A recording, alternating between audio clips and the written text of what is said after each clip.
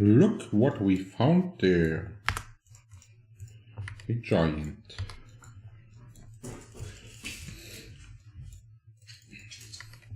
So we're just gonna do the giant for our daily battle pass quest. And then if the dog doesn't destroy the whole house, we will be starting our leveling session.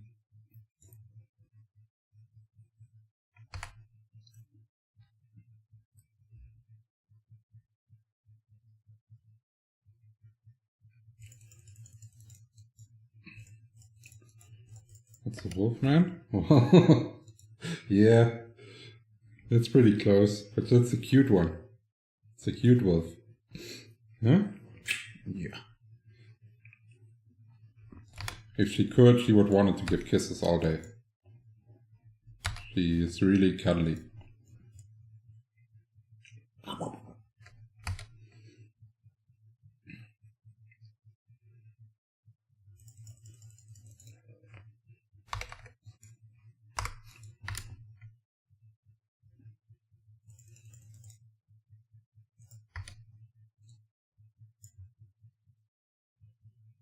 Well, it's a mind game. Like the person that gets away first basically wins. And if at one point, like she's just saying, no, I don't. And then she starts bringing me her toy.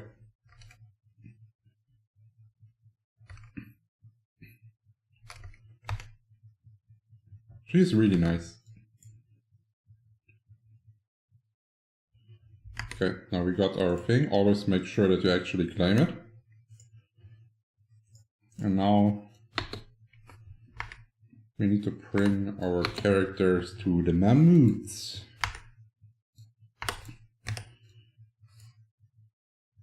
I'm tempted to buy Battle Pass on Ringmaster just so he can fly faster. I don't know. It feels like once you had the speed of accelerator fuel all the time, you don't want to go back. But I don't want to get baited by Gala for shit like this.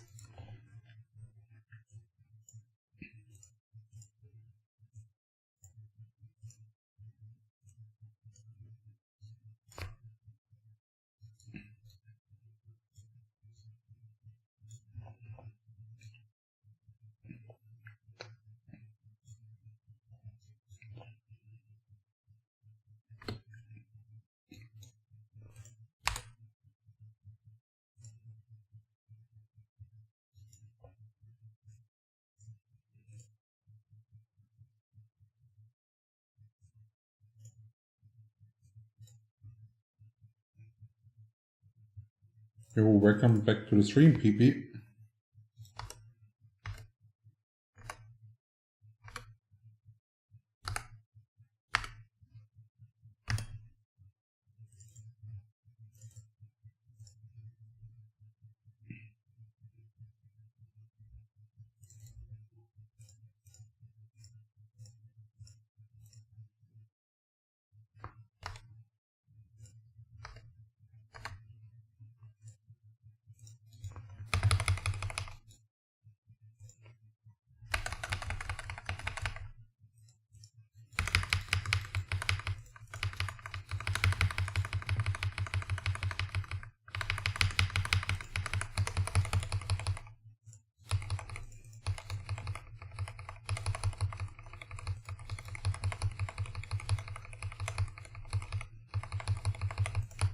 Oh yeah, tomorrow before work, I was farming some cloudberries, and I left my ringmaster sitting there all day.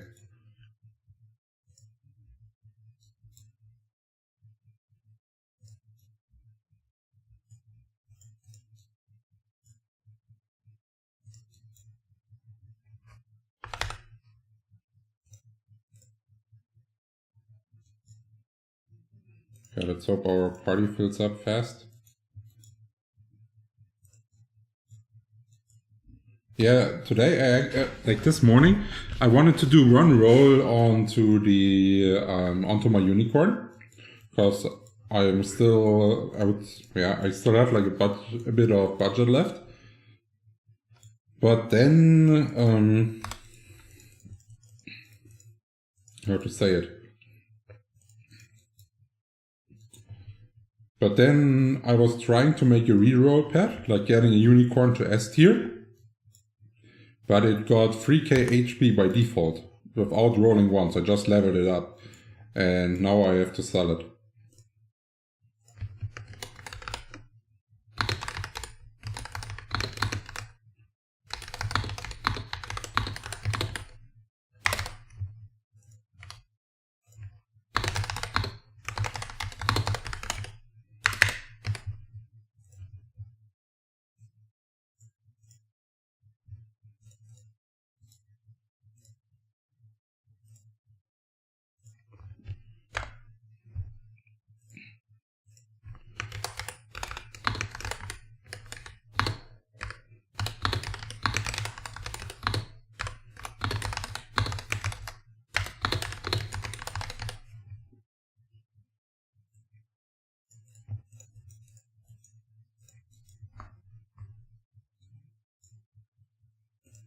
Do you know if plates can use 2 Edelstones?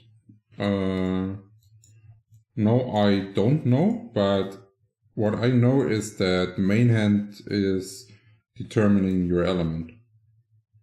So even if you would be able to use a second stone on your offhand, it wouldn't have any effect.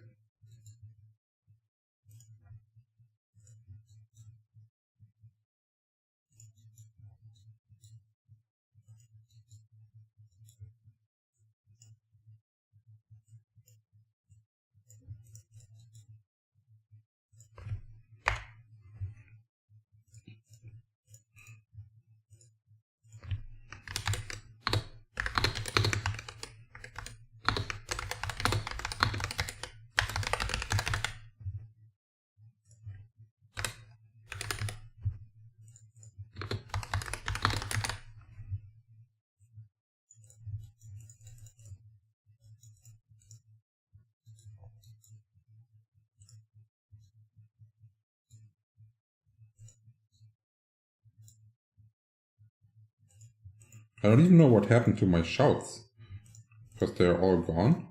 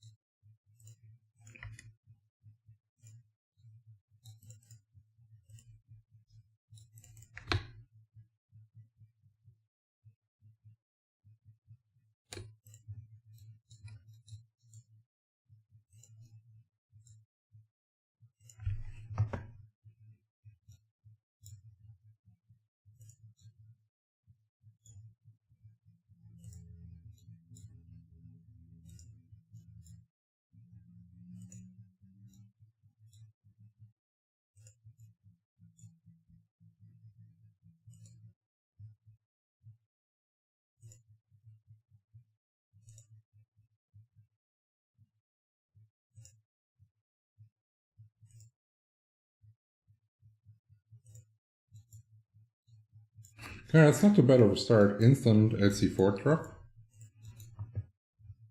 Yeah, if you guys have any questions, feel free to ask.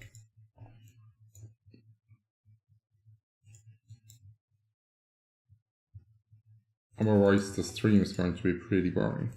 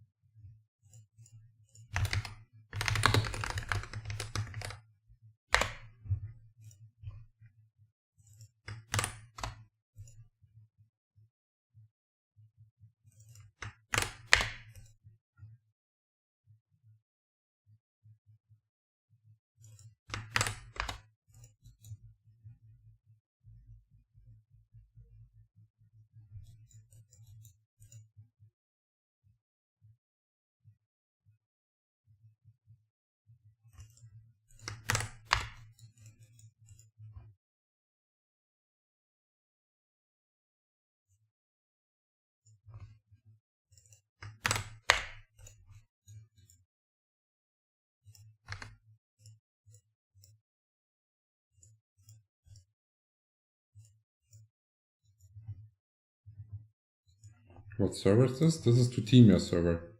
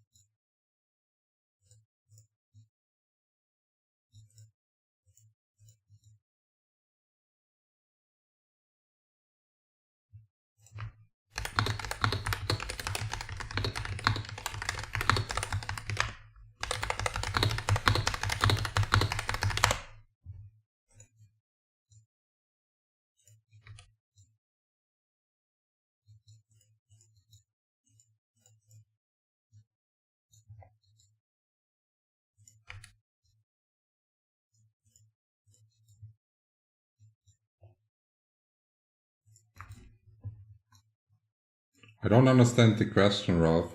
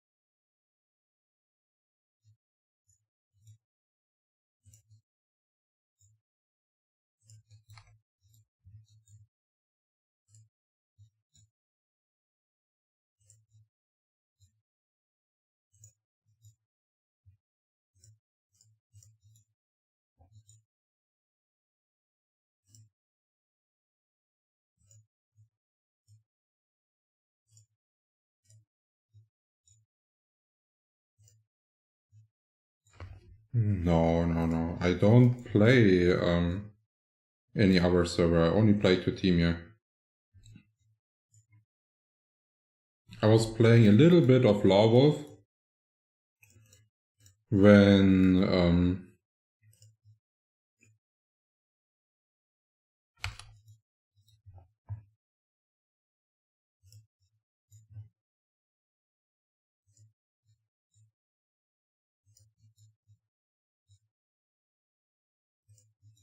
yeah, at the beginning of Southeast Asia, I played there, and it was so laggy, such bad ping, that I would never want to play there ever.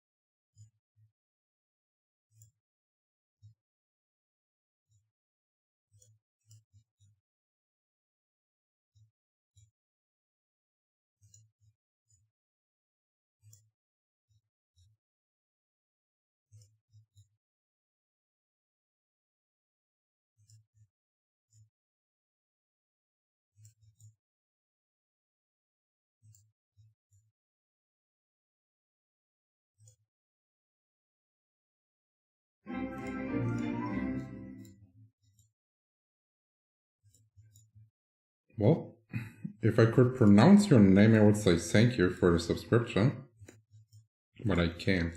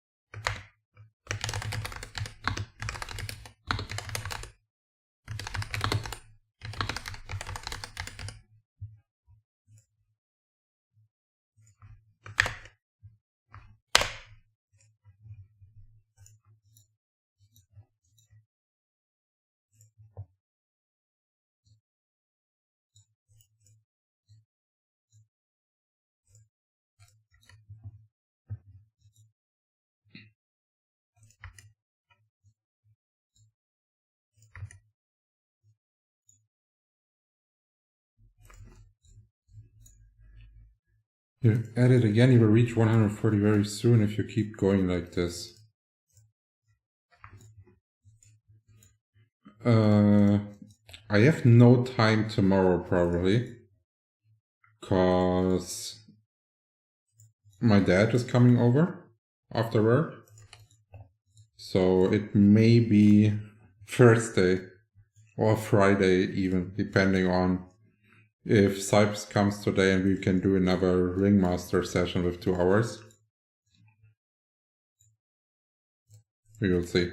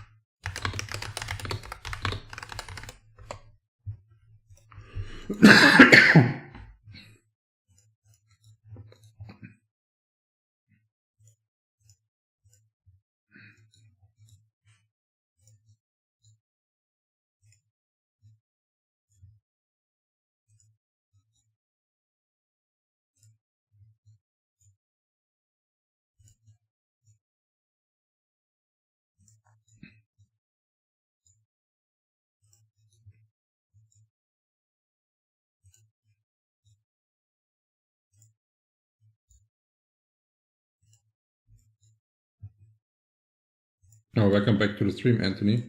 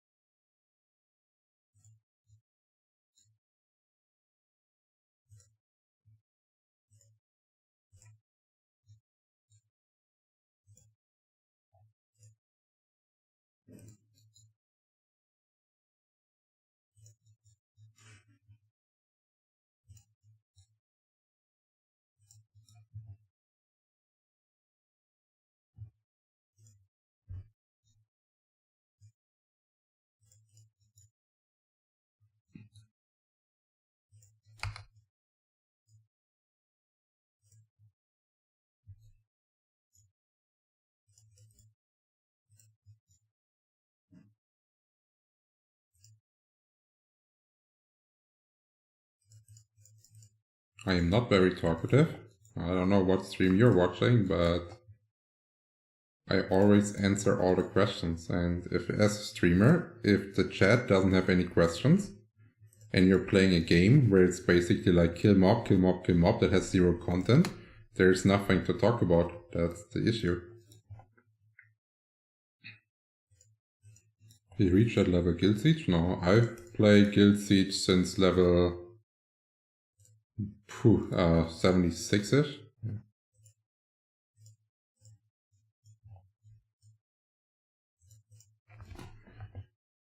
Japanese Flyff PC version closed today and others might follow suit in the near future.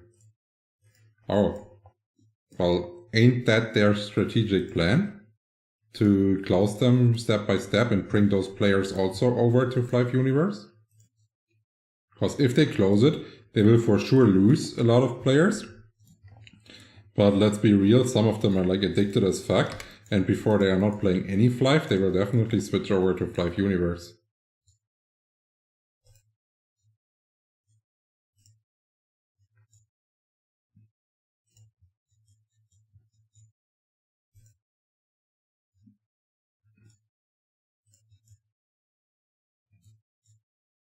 Which server do you play it at? This is Tutimia.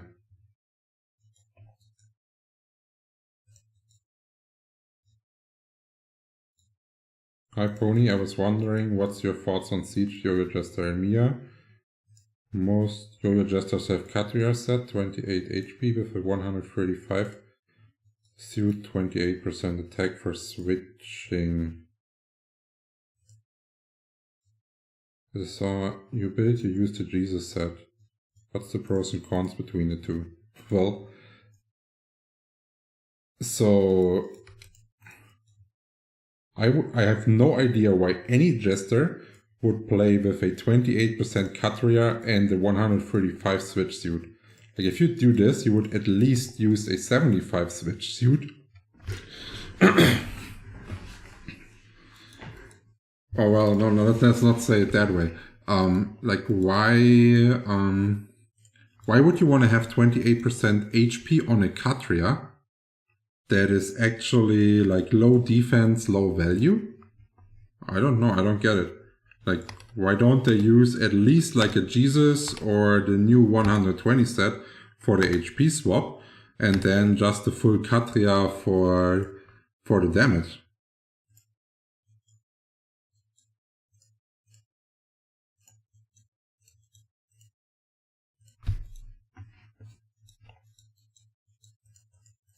And I obviously think that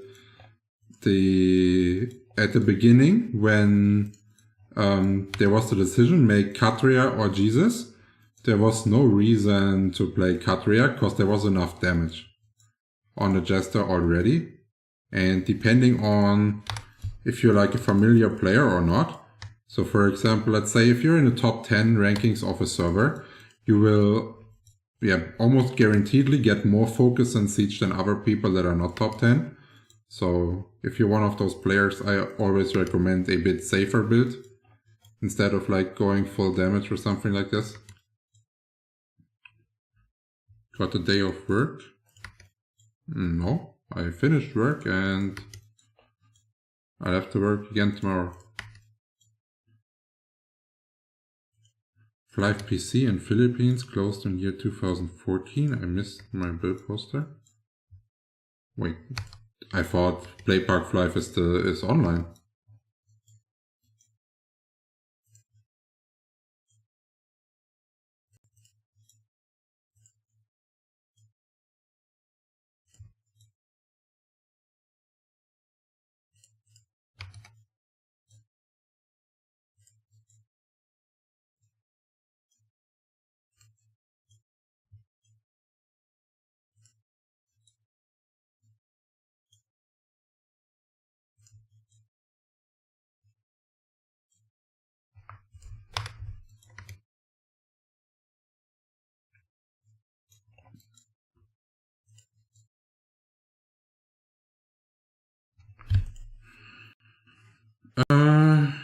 What hyperset plus would you recommend a get going Jester?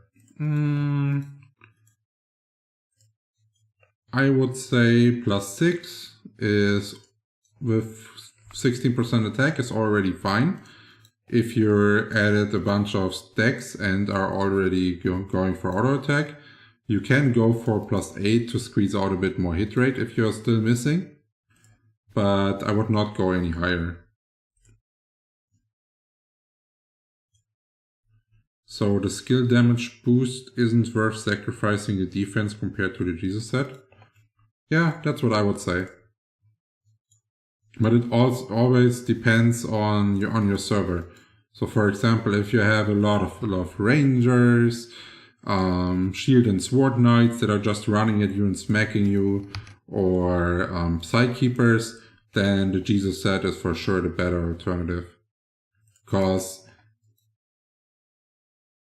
like if you have a base hop, let's say you're getting 20k hop.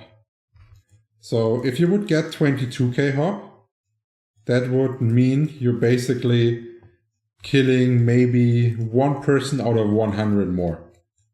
But you're sacrificing a lot of defense.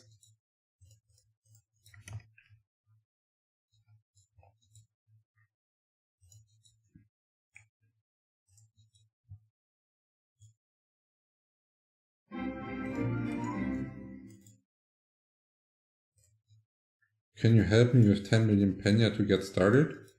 If you beg in the stream, I will instantly ban you.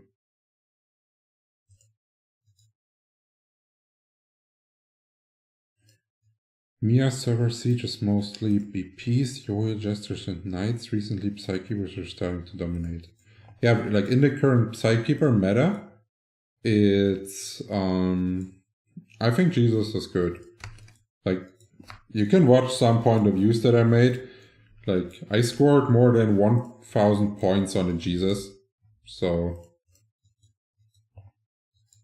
and I'm currently the second best Jester on this server. Yeah.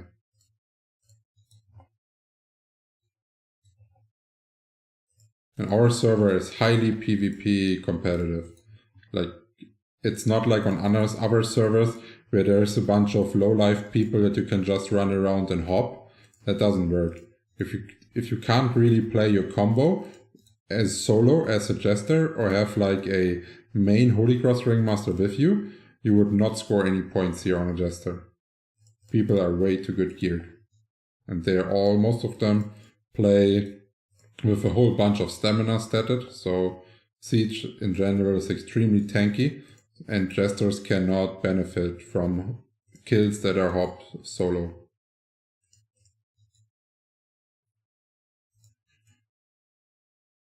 What do you think about hopping with the 135 stat? That's plus 20 and bloody yo-yo, or also thanks to the extra strength.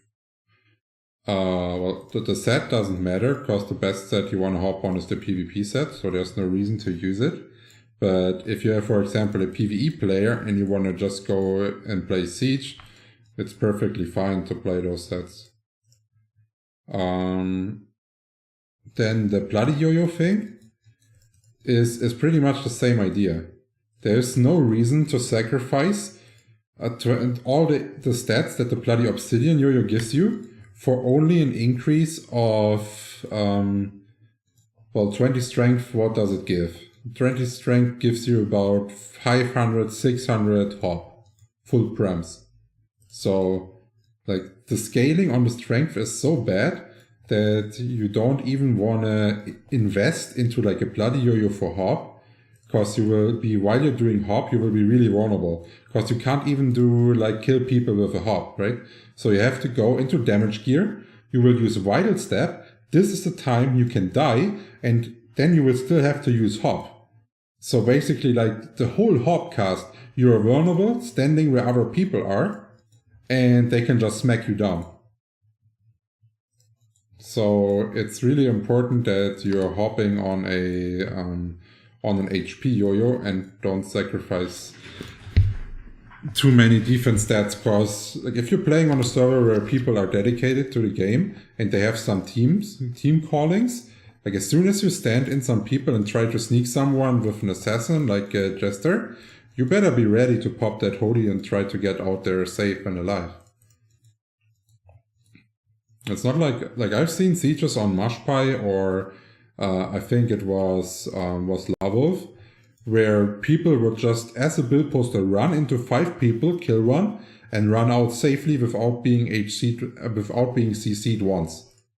I guarantee you this works against no guild onto Temia ever. They would instantly CC lock you.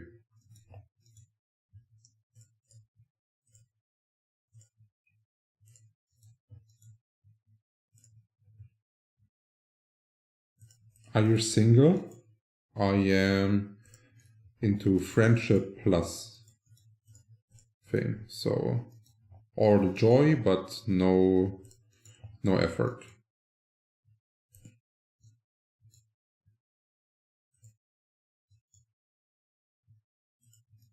Yeah, if you don't have the PvP set, I would be playing 1v1 Jester most likely. Rather than, like, of course I would use hop, but I would also combo with auto attacks. While on the build I'm currently at, I cannot do this. But there is a way to hop auto attack fairly quickly, and it's really hard to what's it called? It's really hard to food it. It's harder to food it than Vital Step hop combo. And we now have 10% block penetration on critical swing. Yeah, that's it. But I would really hate if they mess up Jesters, so only one Jester is viable. I don't think there should be too many different playstyles on a class.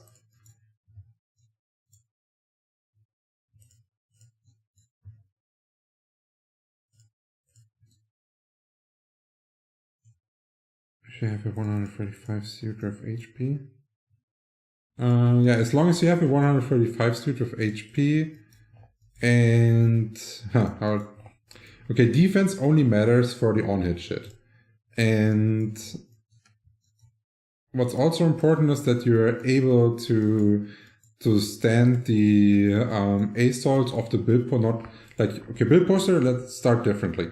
Build poster is either statted, high damage, and is supposed to take out other build posters or like ringmasters as a main target. So those are basically the target farm build posters in your strategy.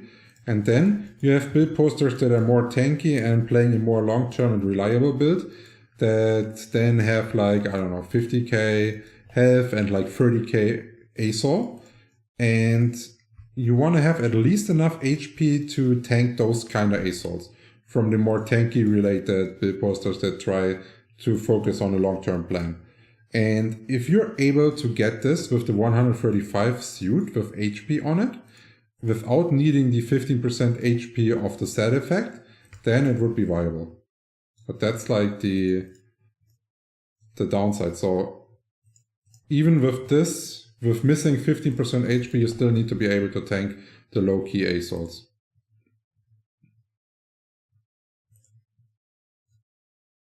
So best endgame scenario is in PvP is Obsi set with separate suit for switching and Obsidian Yo-Yo with Hop Awake. Yes, this is exactly how I am playing at the moment. This is my setup.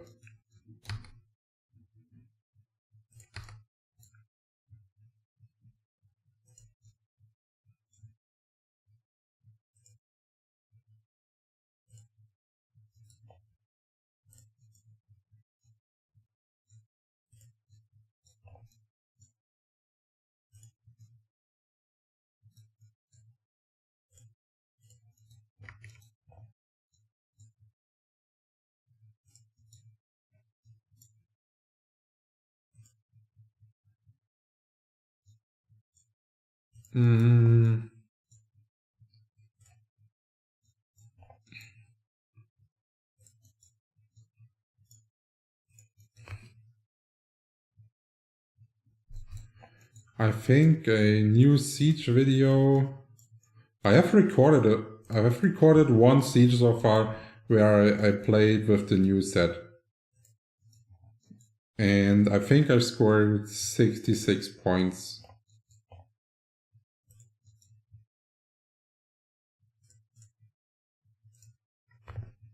But it's not edited yet and cut it.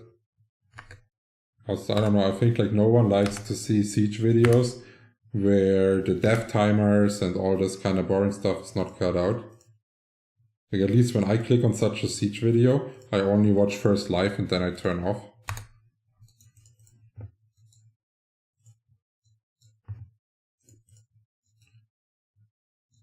Cuts to the progress, will you go for 140 today? No, I don't think that I will have the time to go for 140 today. Because I still need to prepare some things.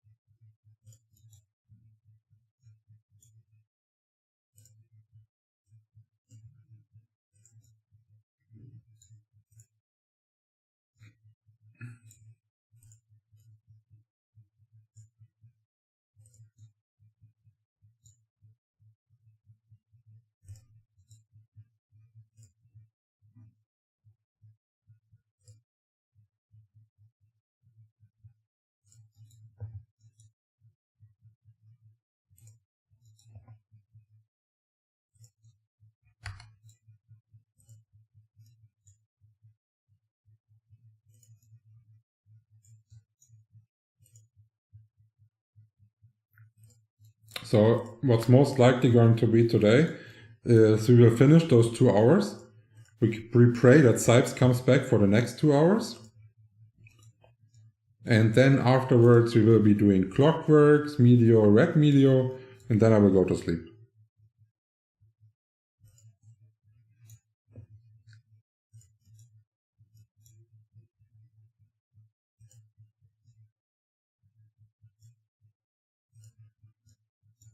What do you think about the people who quit their main classes to play Build Poster because they think that ASO will carry them in Siege? Okay.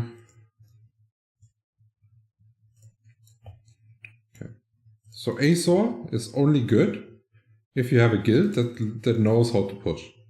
So like if you're as a Build Poster and you're running solo at a team, you get no kills, you just die. Unless you have like extreme gear and the others are maybe not as geared. Then you can pull that off. It's only like a gear advantage thing. So if you're playing Build Poster in a team that doesn't cover you, or like after an invade heals you back with a Ringmaster, all this kind of stuff, it's really hard. Like Build Poster is extremely strong, but only under the right team conditions. Because if you play the other thing that you have to do is like you can only then, if you can't invade into other people, what means is you have to be really patient and just wait for people passing that are maybe getting chased away and just snag those kills. And I would say 90% of the players are at least not patient enough in the game, and they see, oh, my ASOL is off cooldown, I want to get the kill first, and then they overcommit and die. That's usually what happens. So I personally don't like to re-roll classes at all. Like I usually pick a class at the beginning of a game and then I just keep playing it. And I don't know why people do it, but I don't understand why people change their name. I don't understand why people change their guild name or whatever. I don't get it. Like I don't know. For me, it's like you choose something and you just stick with it.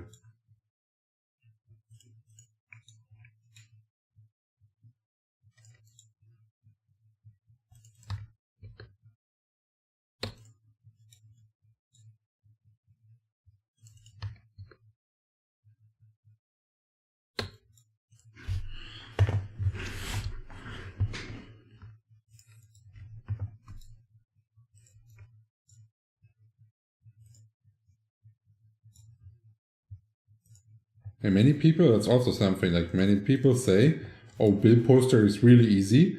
All you have to do is pressing one button.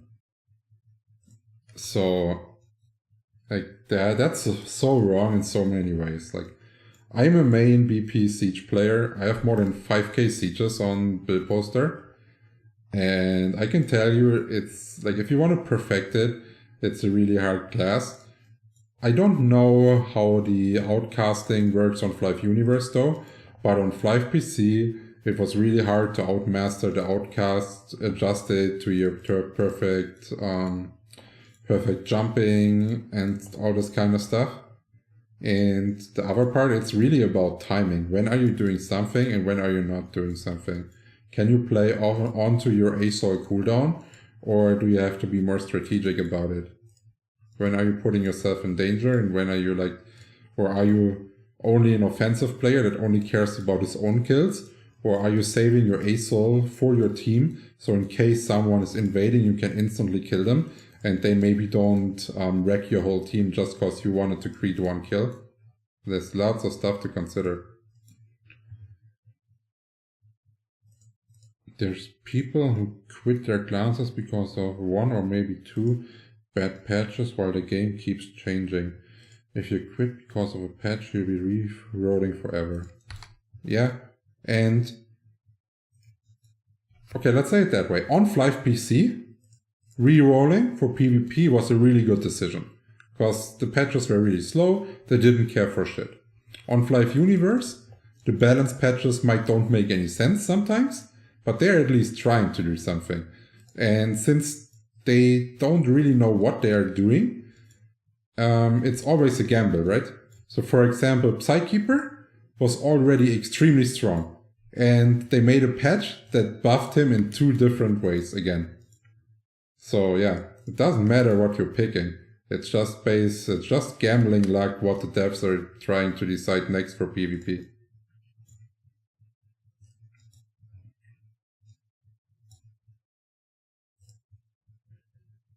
Elementalist is definitely the easiest class in my opinion. I play it, you can run naked and still AoE, all you do is blink and win field. Yeah, if you have good internet connection, and you're playing on a computer and not on a phone, I think Elementor playstyle is fairly easy. The only thing that sucks is Flyff Universe has a lot of rubber banding, so when you're getting like close to obstacles, you're getting slingshotted back into nowhere. And if that happens while you're doing the AoE Elementor thing, it's really annoying and can kill you.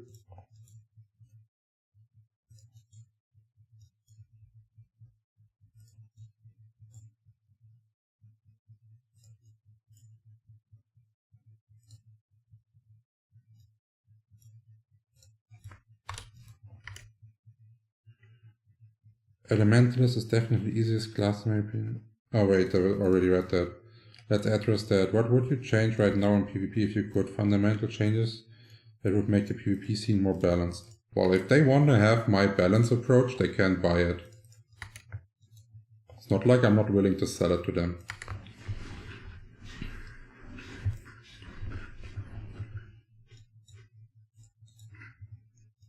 Hey, Mr. Does it work, Chris? Hey, what's up, Steve? Hey, what's up, Steve? Oh, yeah.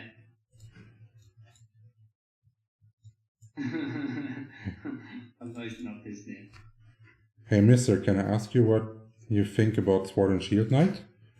I think they are a bit underrated. People think they don't deal any good damage, but the world boss has shown how much damage potential they have. And... broken, right?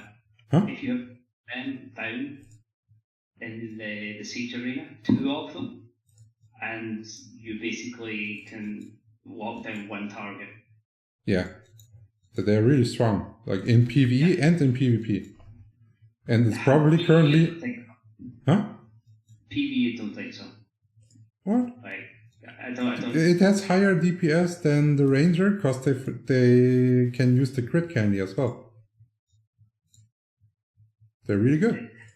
Just look how much of the Sword and Shield Knights were in the rankings in the World Boss event. Yeah, like, they're strong. I don't know. I don't like the way that the concept of them works. Yeah, but that was not the question. The question is it any good? Like, I have to answer the questions that the people are asking in stream. I cannot just say them something else.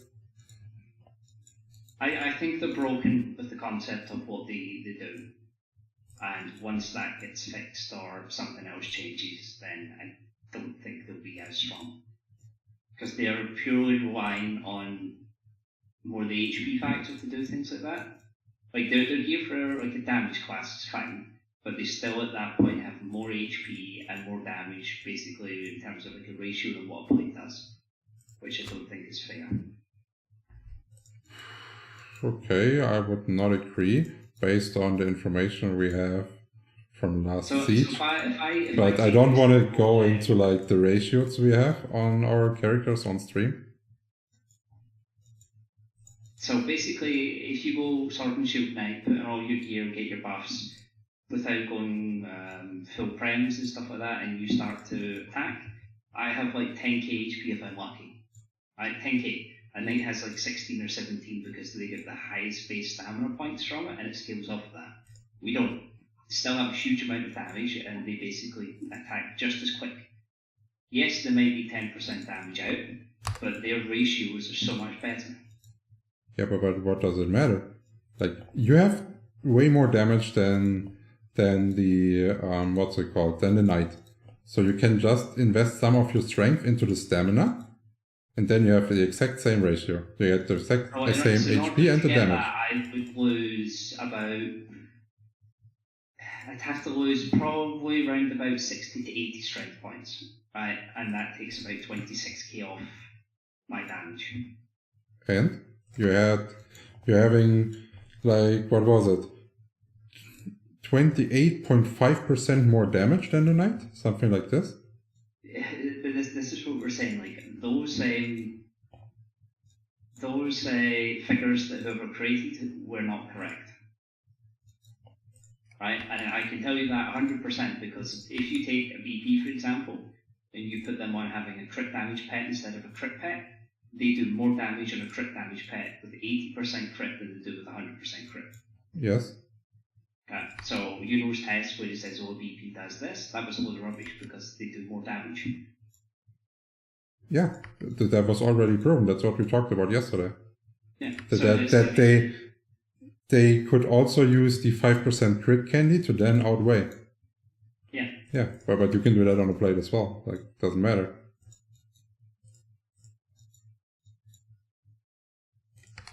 Just talk to Mogus and let him tell you his ratio that he got on the plate. And then talk to Kip what ratio he got. I know what they've got. What I want to know is how the extra attack scales.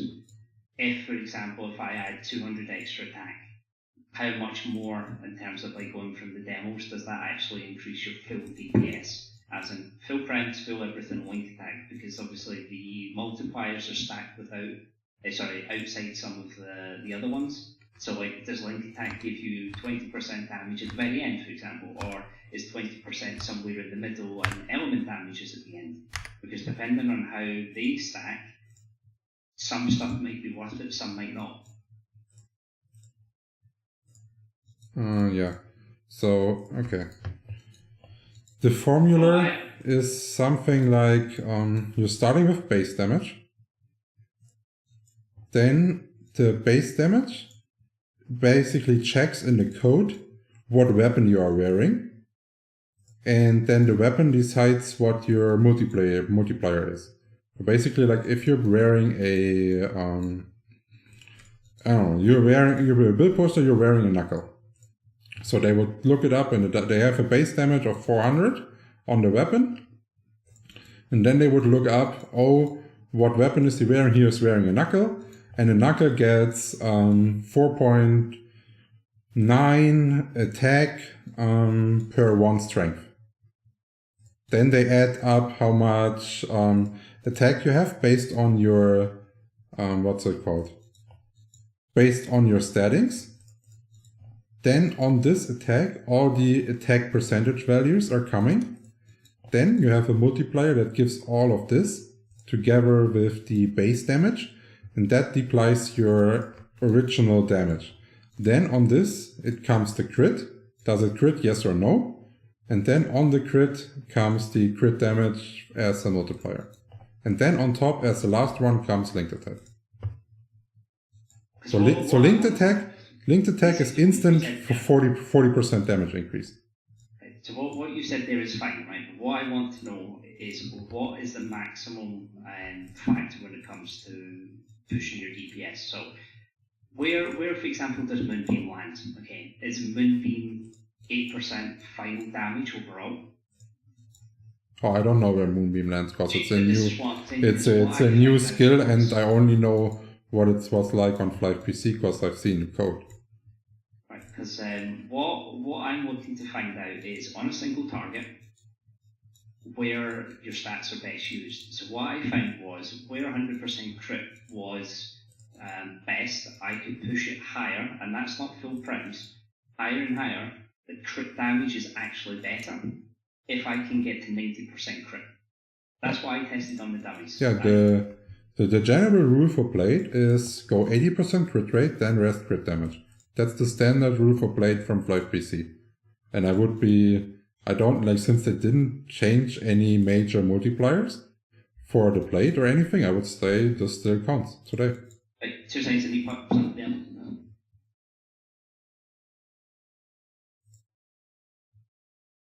Yo, welcome to the stream, Mish.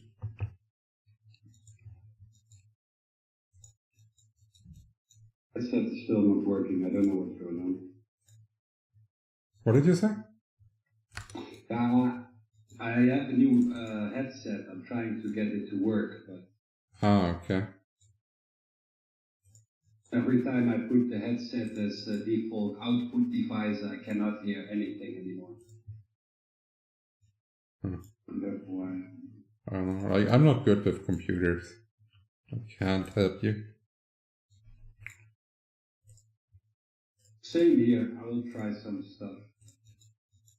Like, you can chat me if you need, like, me to say something, so I can check if it works. That's nice. Yeah, we'll try that. Yeah. But first I have to check how I can find the settings of the Discord stuff.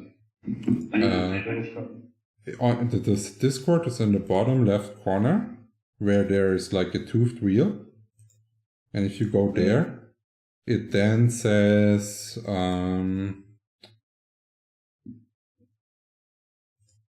speech and video chat. There you can sign on your device. Wait, where? Speech and video chat, and there in the top two drop downs, this is where you can sign up your new device. Yeah, but I'm not seeing that setting at the moment. I'm just on like private messages. I see. Then you go to the main channels. No. In the bottom left corner of there's next to like your microphone and headphones, there is a little tooth wheel with the standard settings. Yeah, but I have it on the telephone, so it might be different. Oh yeah. Oh, it's not on the PC, you idiot. Wait, what is this? Voice settings? Output volume. Yeah, so basically, what I had tried was, with a small sample size, crit is king.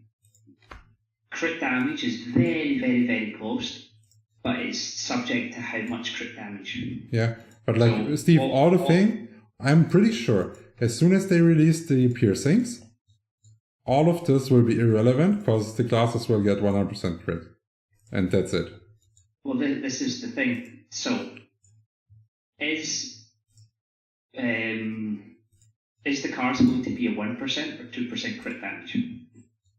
I don't know. It doesn't matter. No, it does, because you're then looking at, well, do you know what? I have 5 slots. Is 5% crit better or 10% crit damage? So you then look at your second one where you're going, well, do you know what? I can take 10% crit or 20% crit. 10% crit or 20% crit damage. At that point, are you then saying half and half is better? Because your pet is subject to being your pet. So mine's 33%. Is that 33% pet better or worse? Okay. So the only reason the only thing we need all this damage for is for secret room, right? Any 1v1 target. Yeah, but it's not relevant. Like if you're doing I don't know, like 10% more damage, for example, while you're leveling to 140, it doesn't matter at all, because it's not changing if you're doing 1 or 2 hit, for example. But on Secret Room, this is important. And Secret Room, if it's unchanged, is fairly quickly. So 100% crit rate, even though if the other thing would do more damage, is more consistent and better. But if they change Secret Room, so the end boss is not killed fast and more of a long-term one, then DPS becomes more important. So we have to, like, all the considerations now, it's just a time waste. We have to wait until Secret Room comes out, and then we can check based on the piercings what's the best setting. We all have to do this then. Like, everything we do now can be completely irrelevant as soon as the update hits. So I wouldn't even worry about it yet. Well, what I found basically is crit damage, rainbow candy, and a crit candy is basically what I want. I've got more than enough crit to offset it. So basically anything over 82% when you use prems seems to be more beneficial for crit damage. Yeah, that's the rule. That's the standard rule. What I'd like to see is do the exact same test, try Mogus's pet versus mine. I want to see what that 7% difference actually equates to. Yeah, that's reasonable. And I'm pretty sure he will borrow it. I just want to work out figures to say if I went 3% crit damage more, I would get such and such. That's all. I just want to know, Yeah, is it worthwhile to have a couple points in but crit do you versus also have to be, at the moment it's not possible, but there's also crit damage caps where crit damage starts to suck again, and so, for example, strength becomes good. That's usually around 250% crit damage. That's where it starts. So, like, I don't know, maybe if they introduce crit damage or wakes or what anything else like this in the later stages of the game, that's where we have to be careful again with the building. Because I just want to get to the point, even if this takes another month to come, the blade will be 140 2-3 days time.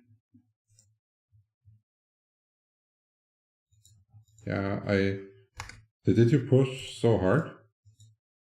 Chris is playing as well, Okay. so Chris does a couple hours, then me, then Chris, then me, then Chris, then me, back to back. We've done some like 16 hours yesterday. Are there blade siegers in Totemia? There's actually 3.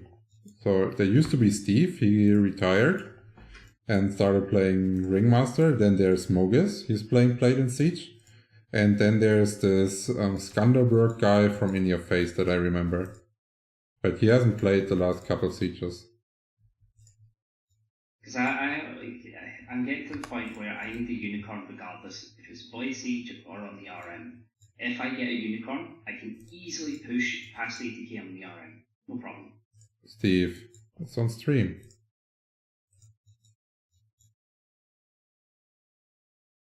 Surprise. Huh? Surprise, it can go higher. Yeah. But yeah, I need a unicorn, and it's now down to the point, do I spend 2 bill trying to make one? Or do I just try and hold on to cash and then see what happens? Well, did you read that I got a unicorn today for the 3k HP? Yeah, so Mogus's Tiger gave me 5.5k. Your unicorn alone would give me 9k. Yeah, buy it. Oh, fuck off, it's shit. Why? It's 3k HP. It doesn't matter what the rolls are.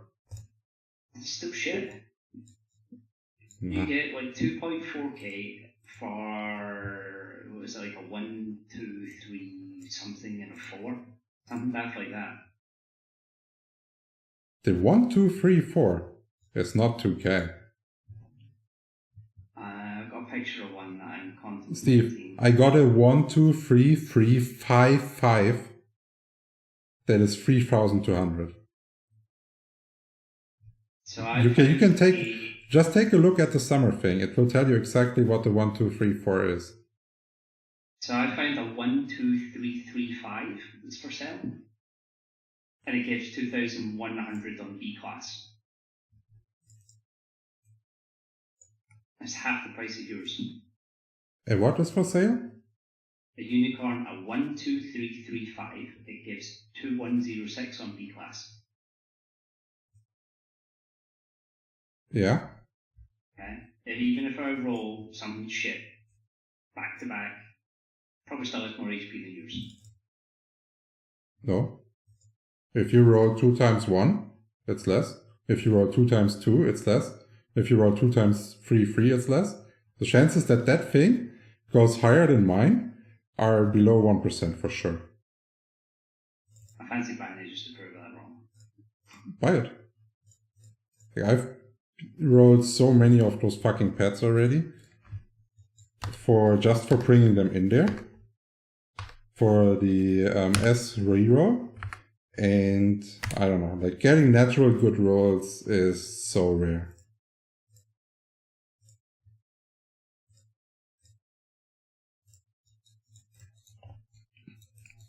So that's my next thing. I need the unicorn. RN's probably went up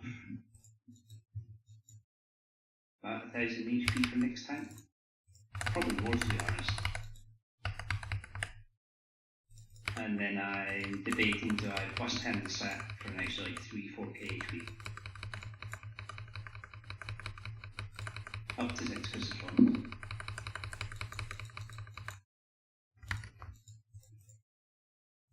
Like, I don't want to discuss the PvP settings on stream.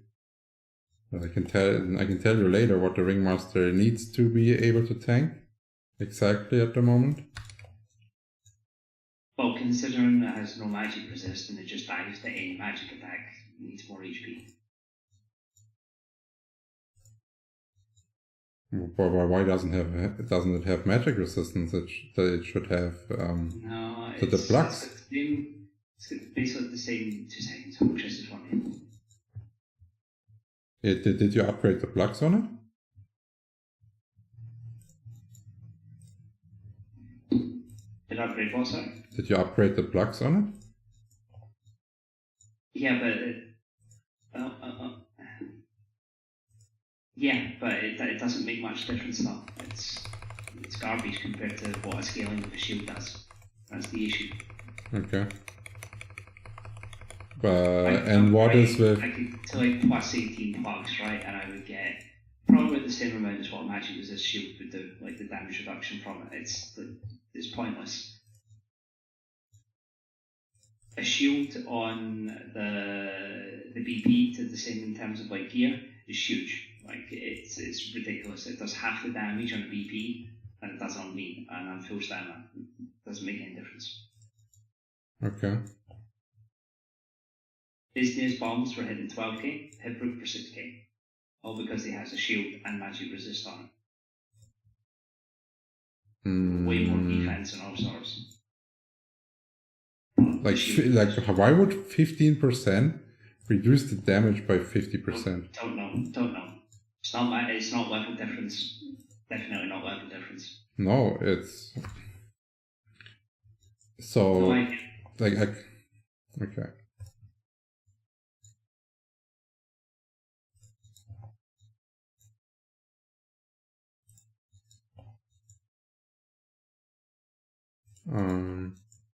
How much int was skilled? 2 seconds to see. Because int increases magic defense.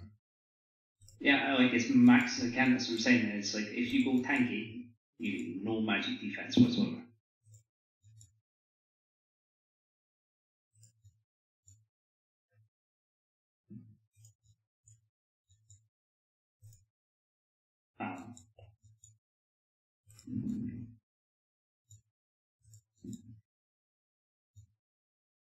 Over crit on mobs is ridiculous. I just hit 146k without having Spirit Fortune on.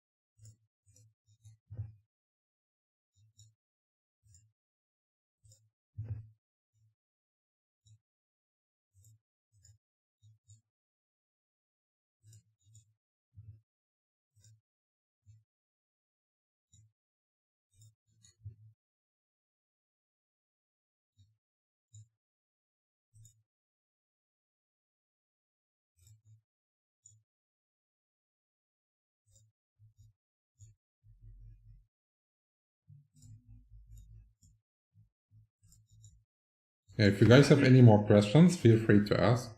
So we have a topic to talk about.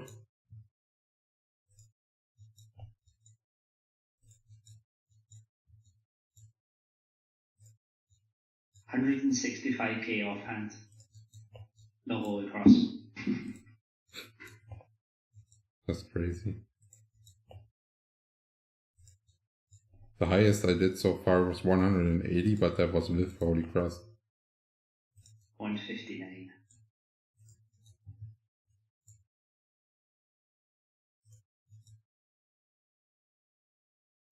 I don't know. I'm really curious what they're doing about Secret Room. It's probably the most exciting part of the upcoming expansion. If it's good or not. Or actually, the dungeon ranking could also be nice if they don't fuck it up. Dungeon rankings have to have some form of like meaning to them. Hmm? Cannot just be who completes the dungeon the quickest. Like, okay, your name's on the board, but you don't get anything for it. No, usually the dungeon ranking is weekly based. So like the fastest team each week gets rewards. That's what it's normally like.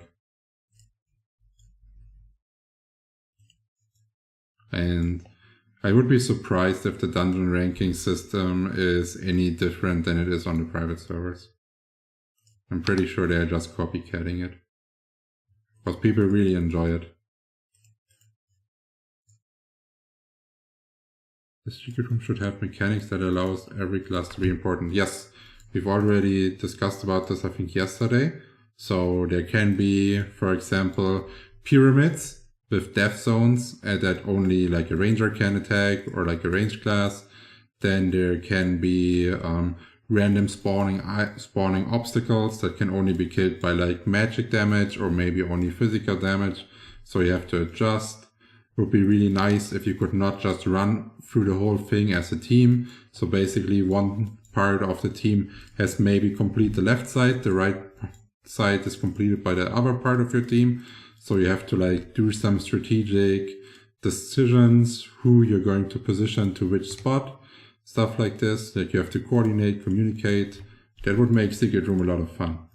If it's just like running around in a circle until you hit a boss mob that just goes down really quickly, then yeah, I guess the fun will be limited.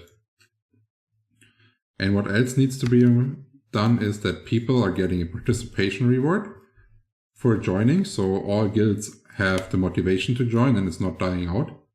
Or like only a limited amount of guilds are joining because the others know they cannot beat them and it makes no sense to use any prams in there.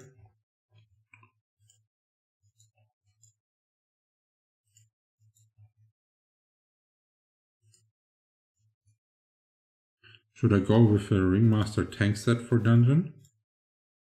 We don't know how the dungeons are currently designed yet, but since every class is able to get a decent amount of HP, as long as you don't need the knight aggro skill to keep the aggro, the dungeon should be tankable with any class, I would say. If it has good PvP switch gear or for some reason tank gear. Depends on how rich your RM is. Yeah, and also like depending on what your guild needs. But I could imagine that if they make Ringmasters useful, so the heal is actually needed to survive the dungeons, then there's going to be a shortage on Ringmasters. Like active playing Ringmasters. What's a reasonable price for +8, +16% hyper set in your opinion on Totemia server? 350 to 4. Okay. I sold my Nadion for 350, and since both set parts are not worth anything, I would say that's the got to go. I tried to get 400 for like 2 weeks, and no one was paying it, so I sold it to the next 350 offer.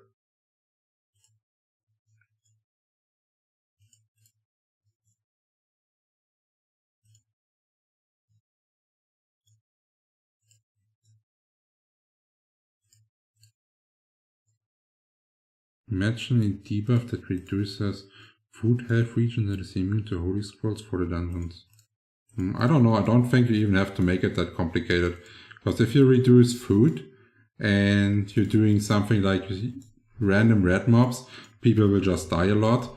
And since they don't have like a scroll of EXP loss, I think people are not gonna like it if they cannot food and are fully dependent on Ringmaster heals even in the trash mob stage.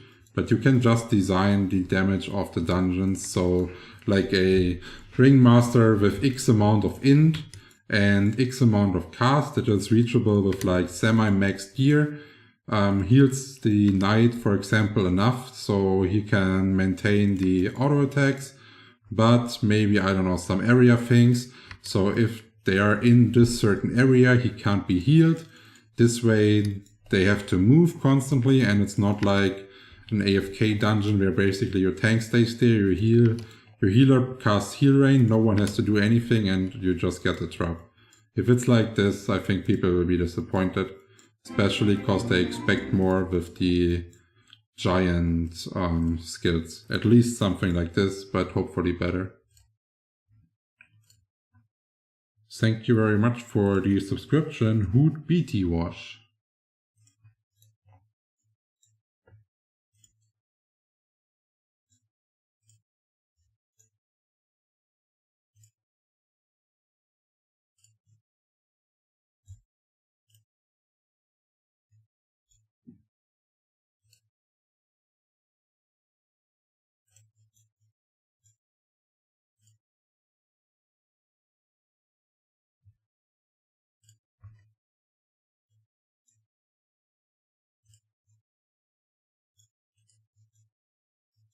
Did you buy the unicorn now?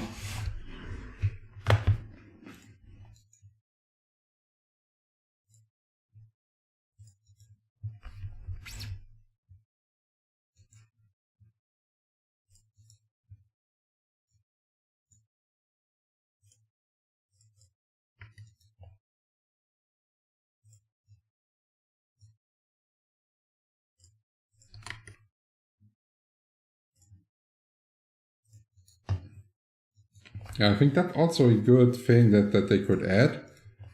So you could buy a scroll that stops you from, actually, does EXP stop you from losing experience? Does anyone know?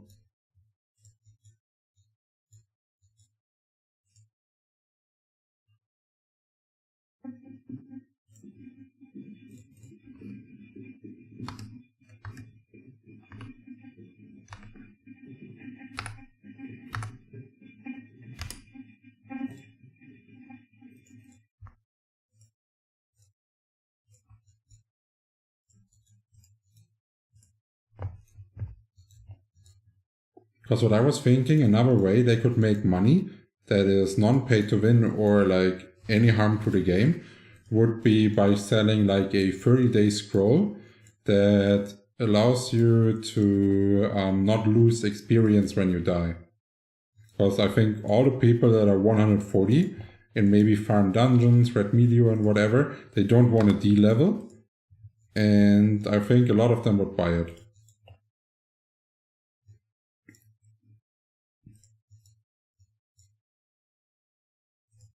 But the price on the red scrolls and scrolls of blessings is way too overpriced and inconvenient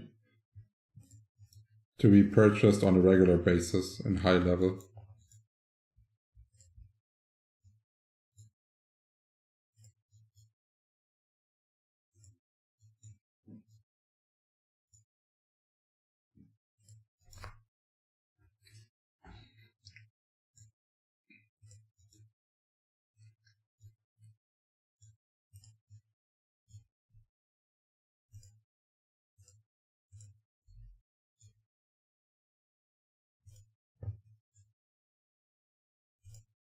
How many EXP per ES? I think I will do about 8 if I'm alone, and I do about 10 to 11% if I have the Ringmaster with me.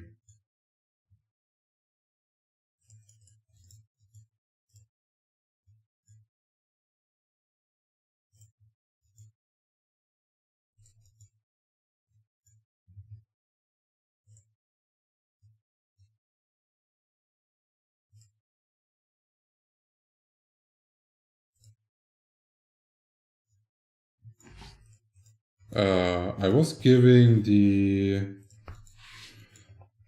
Discord link in the YouTube description of the channel for business inquiries.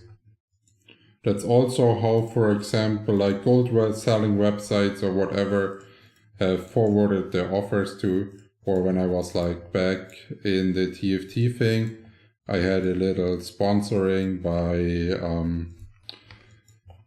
like a strategic card game. They also contacted me this way. It's fairly normal.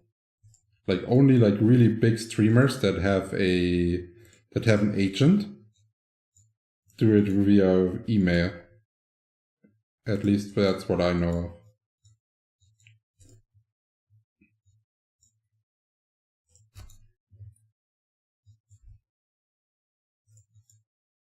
You will need 5k more mobs to level. Yeah, 5k is not too bad, if that's the case. Like, they die fairly quickly.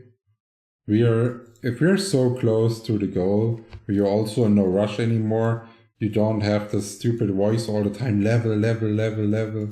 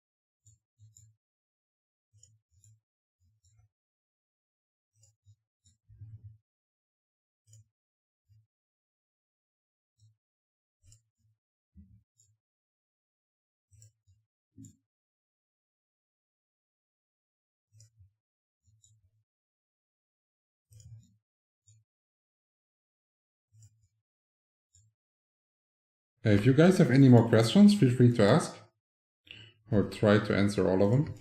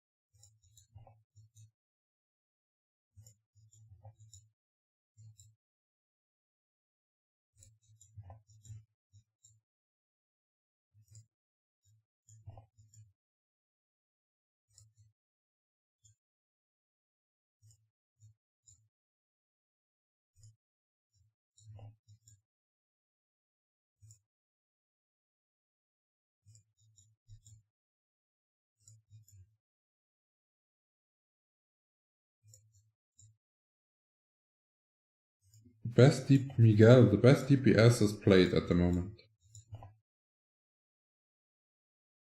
I'm really curious why so many people come here to ask this question exclusively. This is probably the most common question at the moment, besides what server are you playing on. How does the party EXP work? Does more people nearby give more EXP to hitter? Okay, so if you press P and you're going to settings, but I will put it here so it's not in the chat, in the way of the chat, you will see your EXP bonus. So if you are leveling with like a ringmaster by yourself, for example, you would want it to look something like this. So EXP share onto contribution, the rest doesn't matter. Then you will see here what the minimum level is. If they are 120 or higher and are just AFK following, they should in theory give you passive EXP. But for some reason it doesn't work. So like having AFK leechers doesn't work. But if my ringmaster, for example, would be holy crossing, I would get 25% extra. Or if someone else that's also level 139 would be leveling here with me as well, and also kill mobs while we are in range. So range means on the left side right here, you can see the HP bar of the other person as well. Or if you're going to members, you see everyone that has the blue icon is in range with you. And then you would also get the activity thing. So healing, holy crossing, dealing damage gives you 25% extra experience when you're leveling together. All the other stuff doesn't work.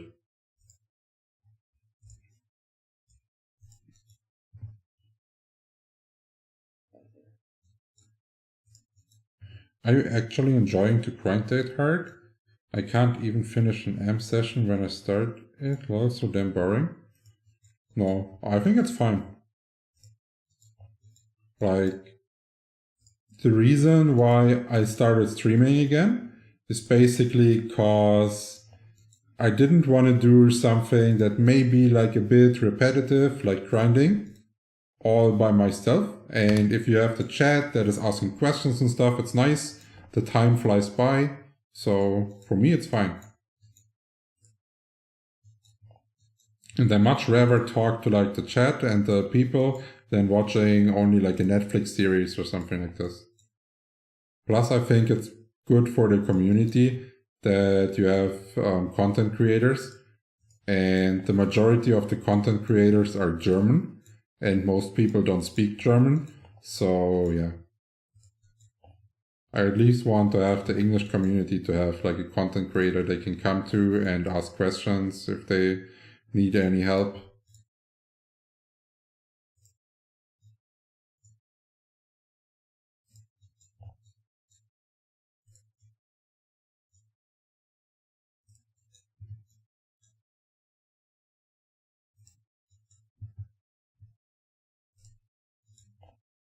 Yeah, but the reason why it's lacking is because there's no content creator program that either honors the loyalty of the people that actually stuck to it, even though there was no program, or that you actually bring new people into at least trying to make some content and maybe earn like a little buck on the side, or yeah, just enjoying it, start getting into it. Like maybe they just didn't feel the drive to do it. And if there's a little incentive, like some F points on the side, I don't know, maybe they start producing content.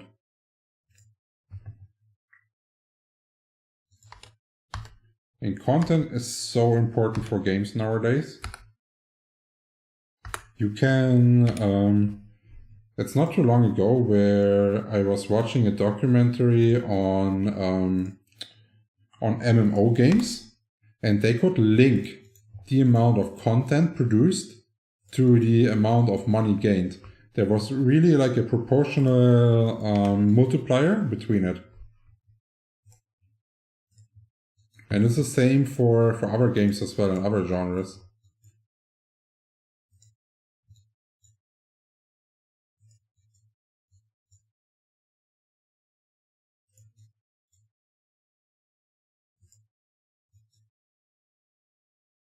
You're my inspiration to create me a jester. Okay. I hope you're gonna like it as much as I do.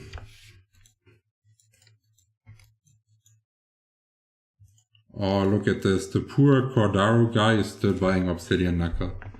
That dude has been looking for it for weeks and wasn't able to get a hand on one. But I've also not seen one being sold for like ever.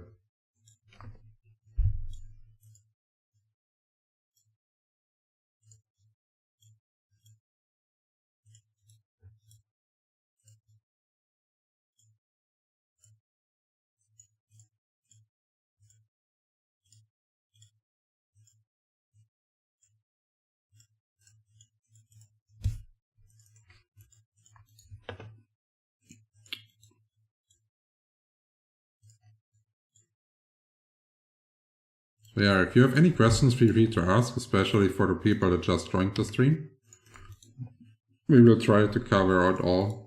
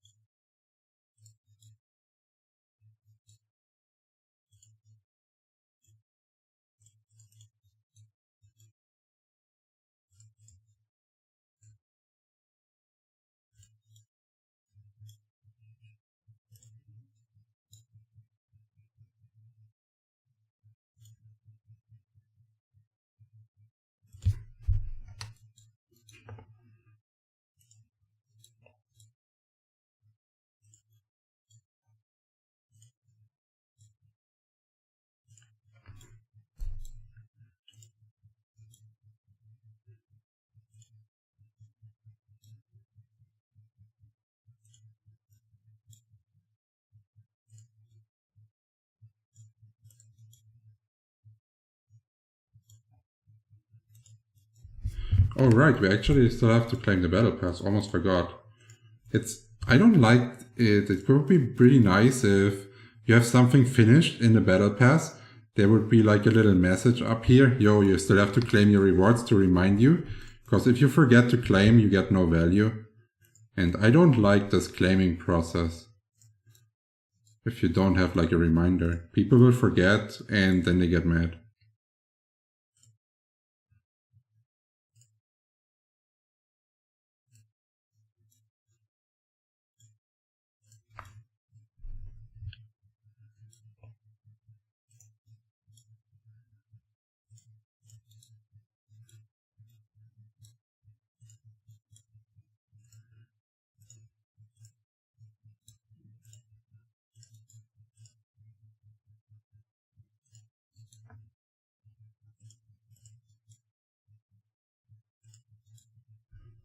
The timing of the battle pass was actually not too bad, because I'm currently using only amps from the battle pass. So I didn't have to spend any more onto amps for reaching 140, and that itself was already worth it.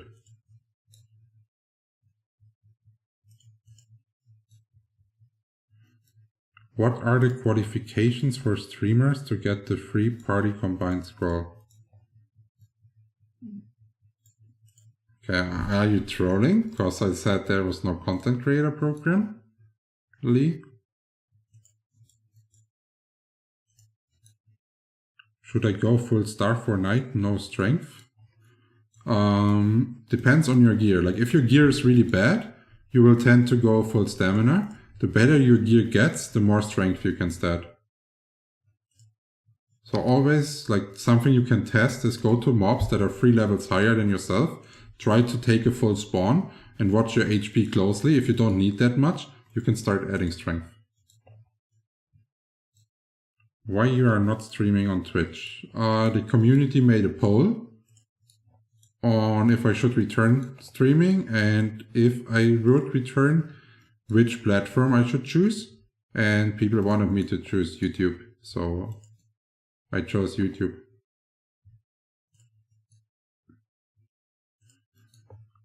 I saw a couple streamers from PH got free party combined scroll. Okay, interesting. I have never gotten anything so far.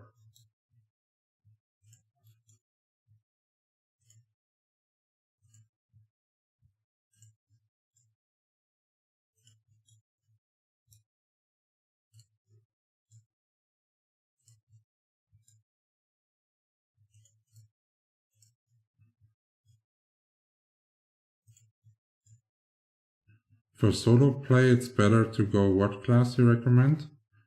I recommend not playing solo, and if you are a solo player, well then play Ringmaster.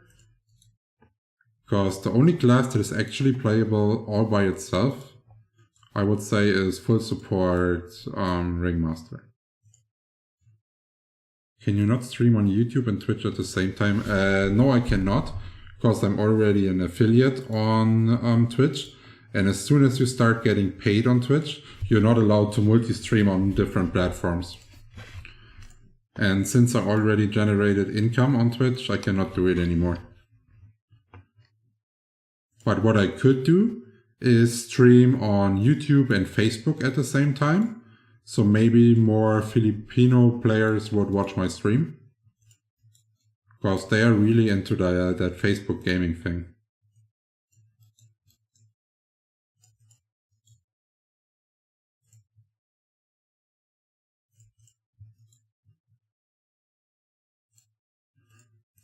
How much percent you get per hour? I got 8% last hour. I do have a Ringmaster level 60. Yeah, if you have a Ringmaster level 60, just go.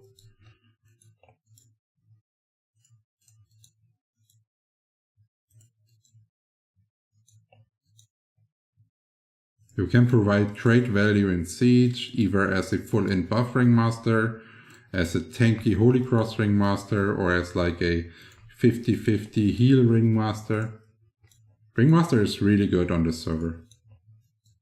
Really valuable class.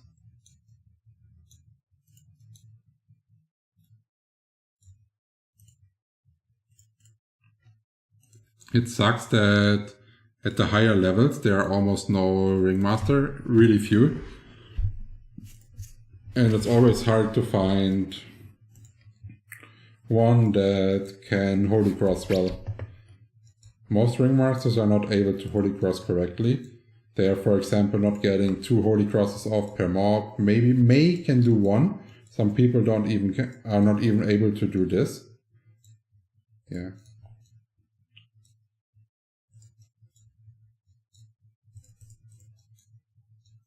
If I would have had like a main Yo-Yo Jester player where I would know he would not quit the game, then I would have also liked to play Ringmaster. Because it's really fun to support a Yo-Yo Jester in Siege as a Ringmaster. But if your Yo-Yo Jester player leaves and quits the game, you're stuck with a Ringmaster that can't do anything by himself. But that's why I rather play the Jester. But I think I would join PvP Ringmaster as much exactly the same. I noticed that Holy Cross don't double the damage of Moonbeam. That's sad. No, it's not. That's really good. Otherwise, it would steal your damage. This was patched on purpose and makes a lot of sense.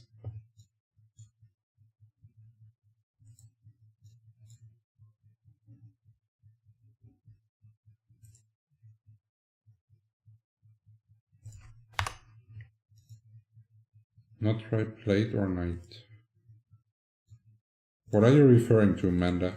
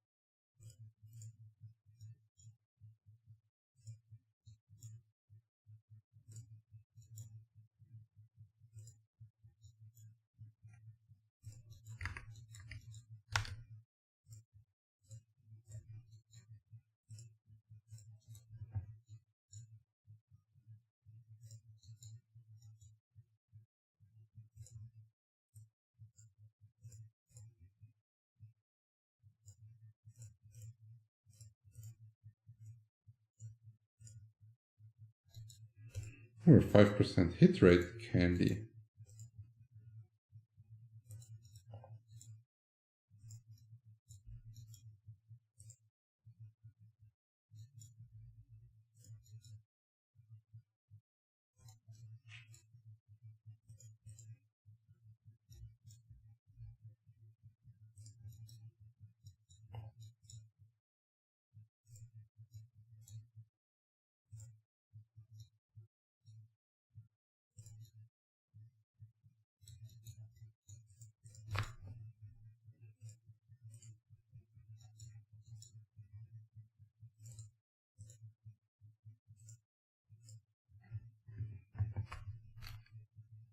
We can already see how slow our kill speed is without the Ringmaster, because we took 1 hour and 40 to fill our inventory.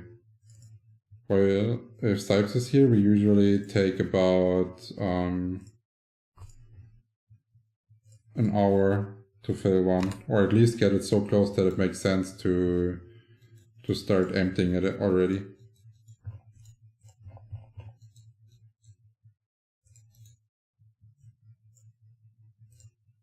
Ooh, we really got an eel out of it. This is the first, that might sound ridiculous, but that is the first eel or like any full grown premium item that I got from the daily thing. Usually I only get like fireworks and stuff. That's 100 F points right there. That's not too bad.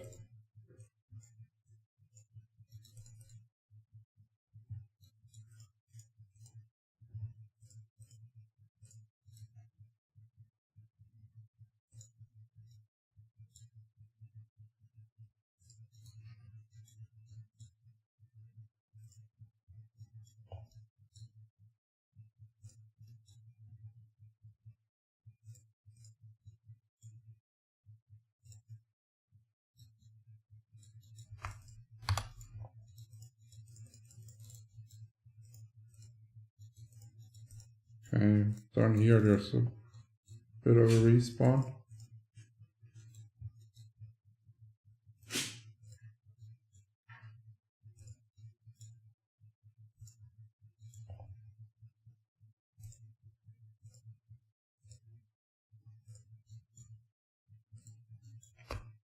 Can I play Jester full strength? In the later stages of the game you can, in the early stages you can, but in the mid game you can't. It's not efficient for the mid game. So leveling full strength as long as you use skills makes sense. In the late game, if you have gear like I do, you can play full strength. But in the mid game you will need to add a certain amount of dex depending on your level, so you actually have enough crit rate to keep going.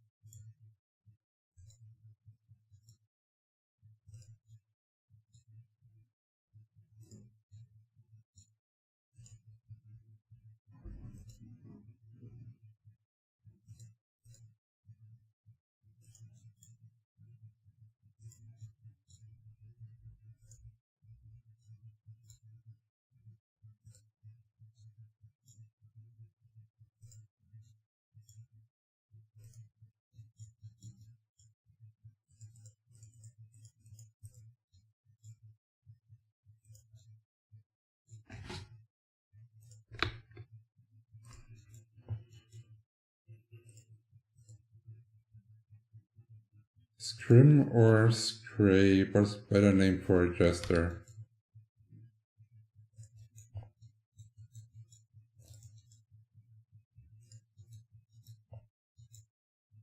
I would say Scrape.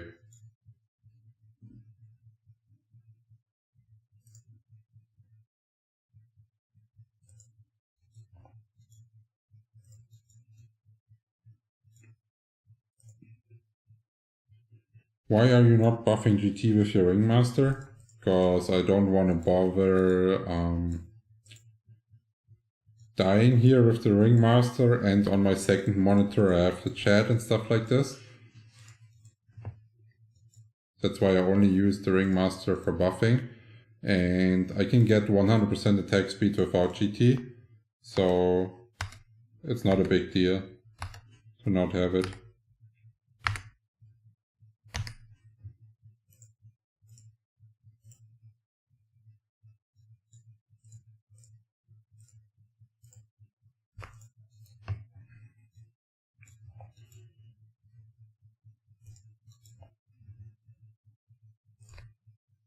How much dex do I need for level 60 to 90?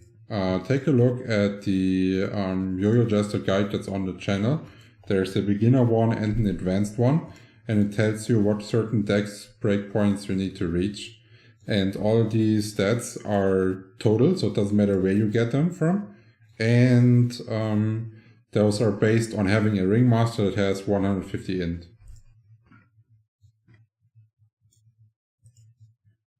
Is there a story behind your name? Well, so back in the days when I was really young, friends convinced me to play League of Legends, and I started to get really good at it and started to get a lot of pentakills on Rise back in the days. And then I thought it would be funny if it would say Rosa Pony has done a pentakill. So basically like a Rosa Pony did a pentakill. And that's why I changed name and tried to get the next pentakill on Rise. And then people started hitting on me because they thought I'm a girl. Non-stop. Like after almost every game, I got stupid messages about like, yo, let me show your cock and stuff like this. So I then put the Mr. up front so people would stop doing that, and that actually worked. So yeah, that's how I ended up with this name.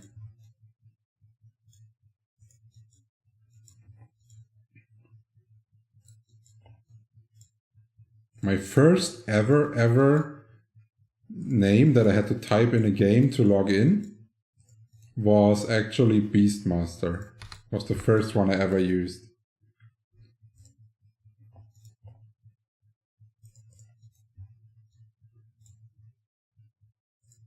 And then in Flyff, I was playing Rexel as build poster for a really long time.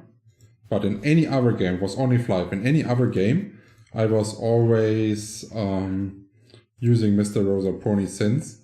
And since all my social media, or like Twitch and YouTube, was already named Mr. Rosa Pony, that's why I also decided to go with it in-game. And I'm really glad that I even got the name, because there was already, before the release, there was multiple people threatening me that they're going to steal my name and all this kind of shit.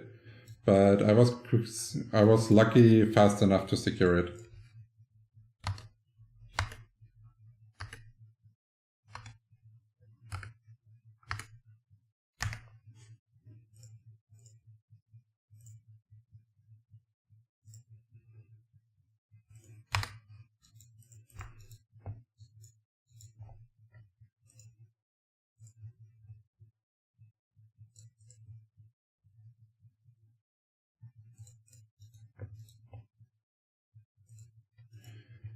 Way different theory than I had in mind. I thought you watched MLP or something like that. I don't even know what MLP is. Honestly. No idea.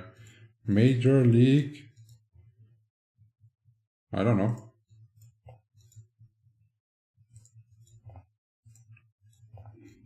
Hallo? Ahoi? Ahoi?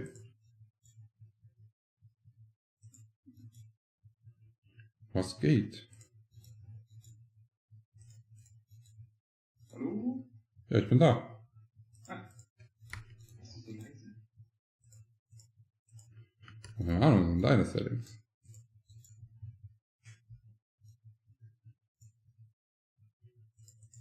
Was immer auf meinem Account ist, fliegt jetzt raus.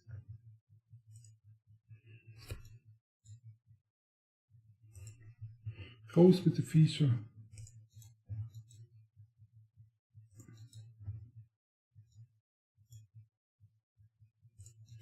My Little Pony. Oh, is that little kid series with the pink pony?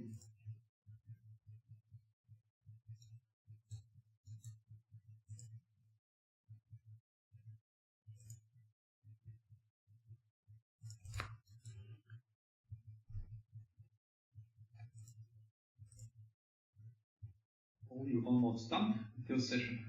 Yeah, close.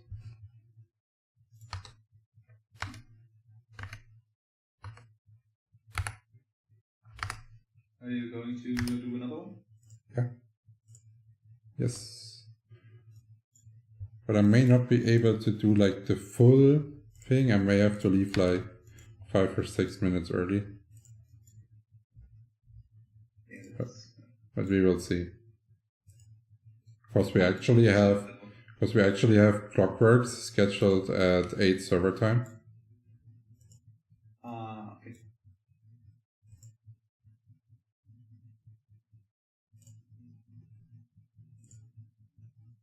They can wait. 140 is more important.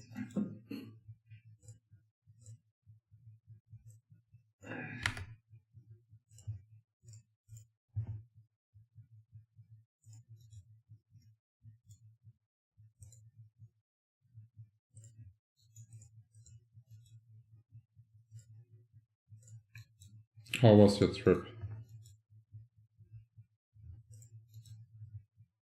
You mean my trip? Yeah. Oh, we didn't finish. So you have to go there again? I probably have to help my dad on Tuesday as well. Thursday. See.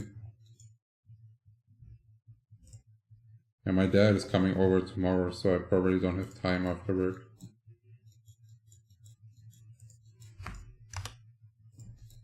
Good timing. Yeah. Like always, vice versa. Oh, this shit sold. Ooh, Yes, I mailed you the share. thank you. And it was a low effort sale, because someone in guild needed it. And yeah, he asked me for a price check and I was like, wait a minute, I got a suit. We need no price checking for something. Wow. Kanos dropped so much. What the fuck? Who? Someone is selling the Kanos suit for 260. Oh, that's actually fairly cheap. They've been like 400-ish, like 1 week ago, 1.5. Yeah, I saw a lot of Kanos suits. Yeah. Like the last 2 or 3 days for like 350. Does plate class get the highest attack per 1 strength? Yes, they do. I don't know the exact value on Flyff Universe though. I think on Flyff PC it's 5.5, if I'm not mistaken.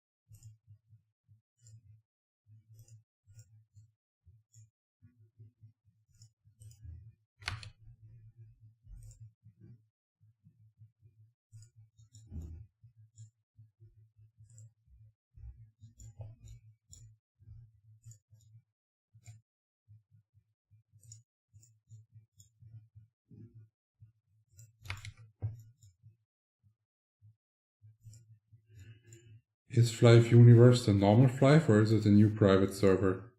It's an official server based on Gala, but it's not Flyff PC, that's different. But like I've already said it, I think at the beginning of the stream, I think that Flyff PC is going to shut down its services one by one and try to lure all their players over here, which may lose them some people, but I'm pretty sure that a lot of players, if they have nothing else to play, and if they have no more no more of their Flyff server. Even though they would lose their gear, they would still be starting here again, for sure. They're so addicted to that game if they play it, if they're still playing it.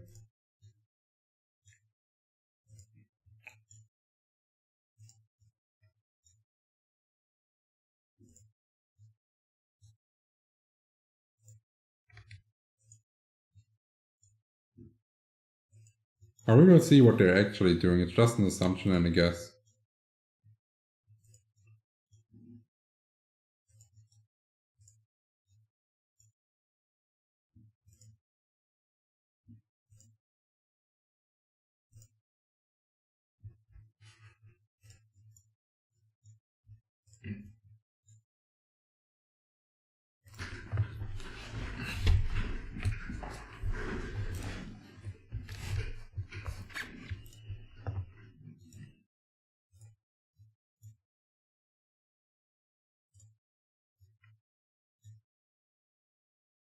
Play Park Flyff closed 4 months ago? Oh, I didn't know that at all. I didn't know that. Because today in my comments on one of the YouTube videos, someone told me that he misses his build poster on SIA server.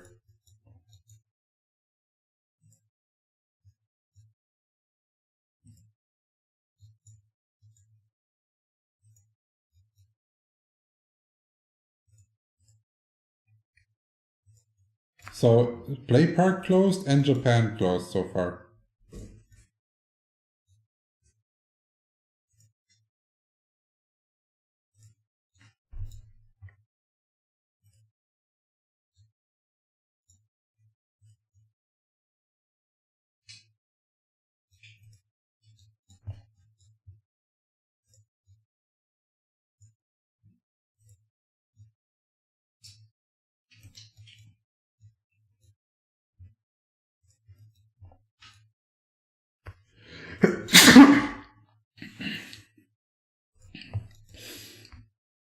That's you.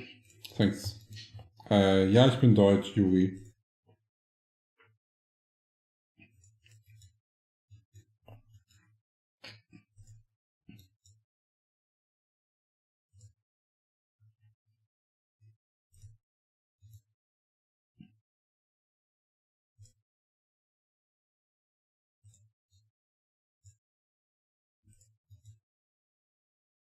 Are you on the way? Yeah. Okay, because new balloon activation is in 3 minutes. Gotcha. Was ist das für eine Brille? Die Brille filtert Blaulicht raus und sowas aus den Monitoren, und wenn ich halt schon 8-9 Stunden gearbeitet habe vor dem PC und dann abends halt hier rumhocke, dann tun mir manchmal die Augen weh und so quasi entspannen sich die Augen.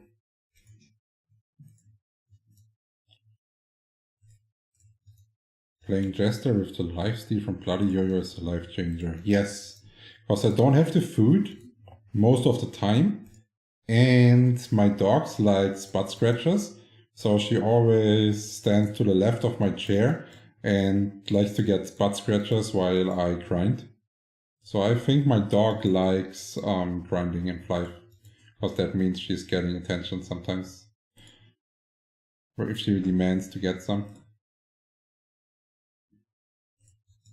Server 1 is fine this evening? So far no issue. Only 1v1s.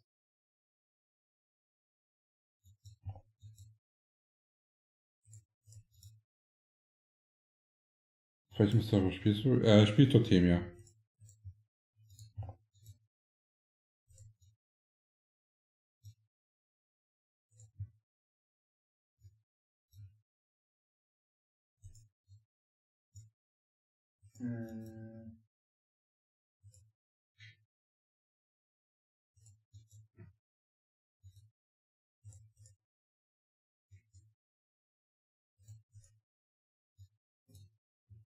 Oh. Da draußen halt. Kennst du das, wenn du von draußen im Kalten hast, dein Körper so ein bisschen kalt ist und dann gehst du rein ins Warme und dann wird dein Kopf so heiß. Ja. Also ich trinke dann immer ganz schnell kaltes Wasser aus dem Wasserhahn.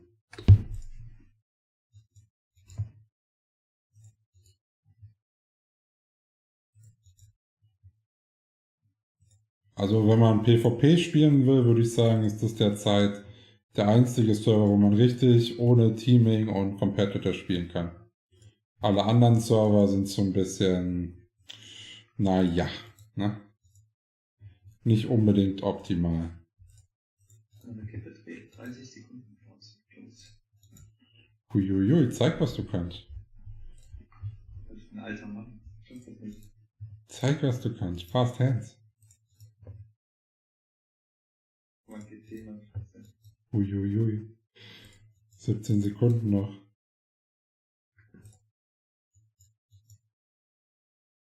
10. Ja! Niemals! 5, 4, 3, 2, 1. Neuer Ballon an.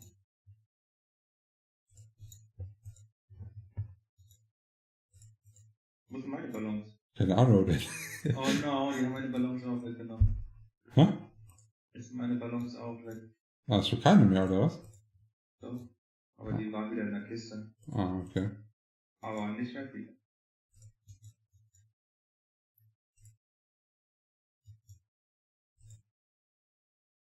Ja, ich habe die 5, wo ich einfach so gepickt habe, ne? Sind jetzt Ja. auch weg. Ja, aber wir sind auch noch einige von denen weg. Ich glaube, ich habe einen Goldboss verpasst, also müsste 19 gehabt haben. Aber ich habe halt auch schon verdammt viel gelettet. Hm. Ich habe jetzt noch mit denen, die ich gerade angeschnitten habe, 3 Stück. Gibt es keiner sad.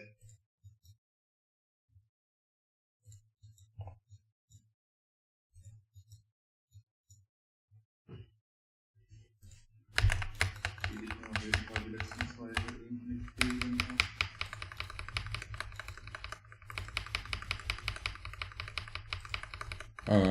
Meinst du, die XP-Events hier sind Base? Was meinst du? Meinst du, die EXP-Events hier sind Base? Also quasi,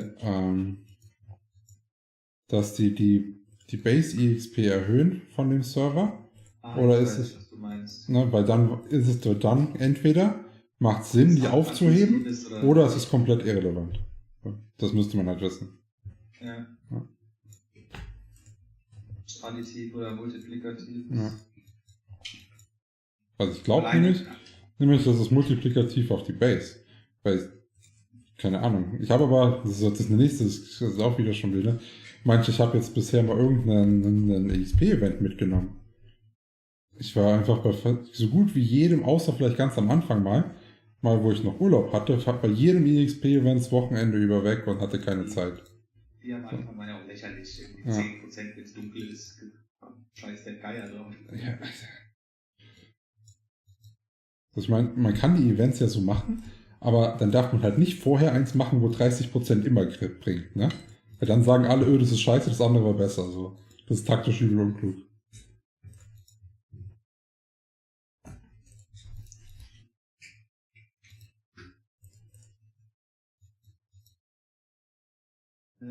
Du nicht dritten, glaube ich. Ich hätte ihn.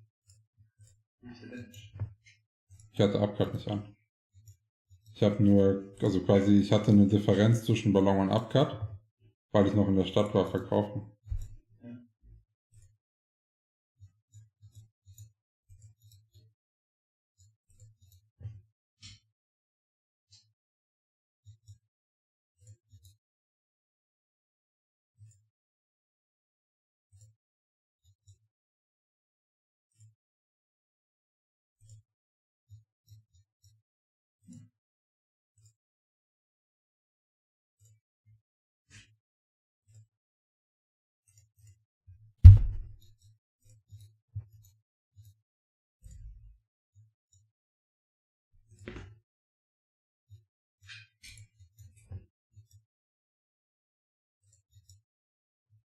Blitzabcut fehlt.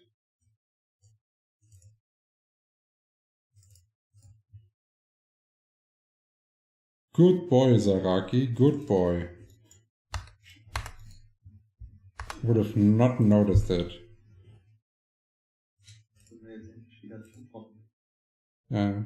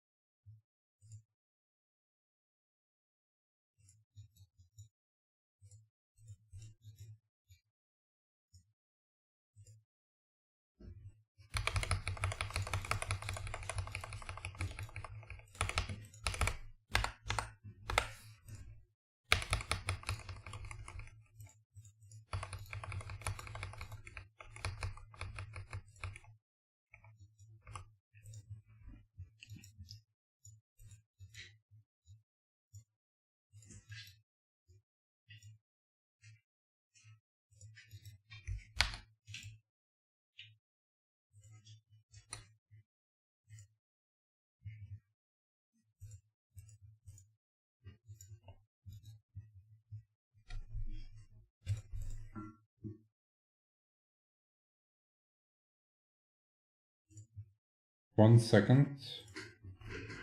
My dog wants to go onto the balcony. Chill.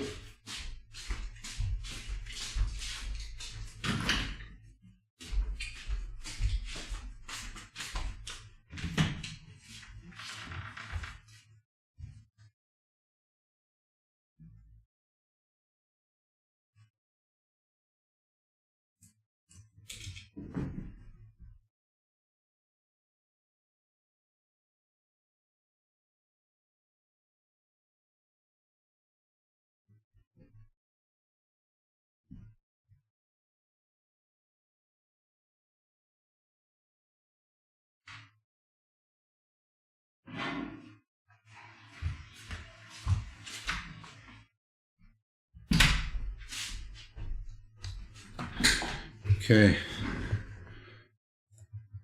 I'm back. Huh?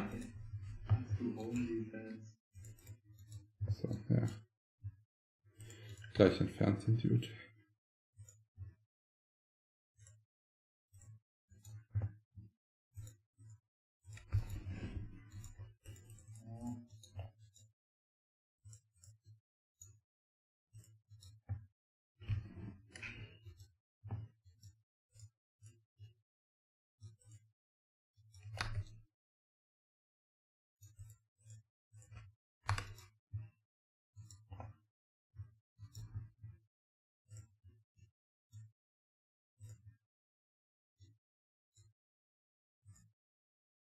Oh, gibt ihr das?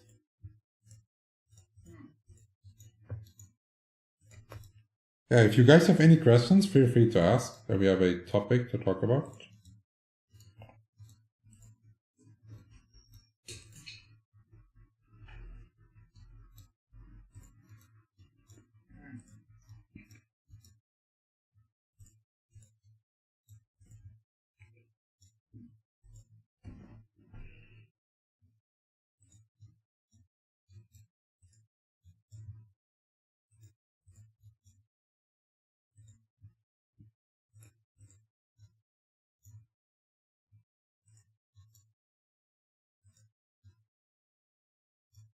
Einen hinter mir.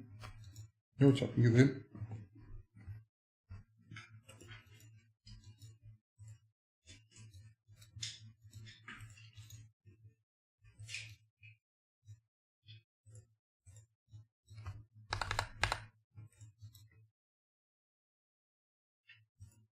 Oh, okay, party wasn't full. I was like, wait a minute, what are we missing? So all params were all active.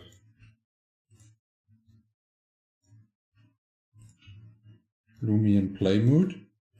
I I think at the moment she would really like to play hide and seek, but usually we only play hide and seek before we go to bed. So she likes to hide behind the table or under the desk or in her crate, and I come get her and then she hides somewhere else. She really likes it.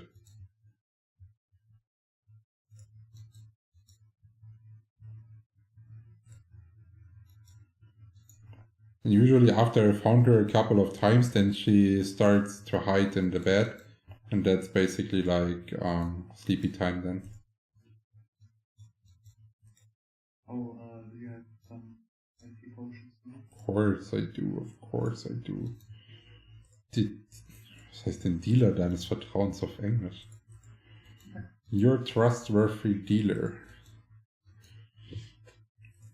Straight with 0.1% fentanyl. Hit hard, hit harder.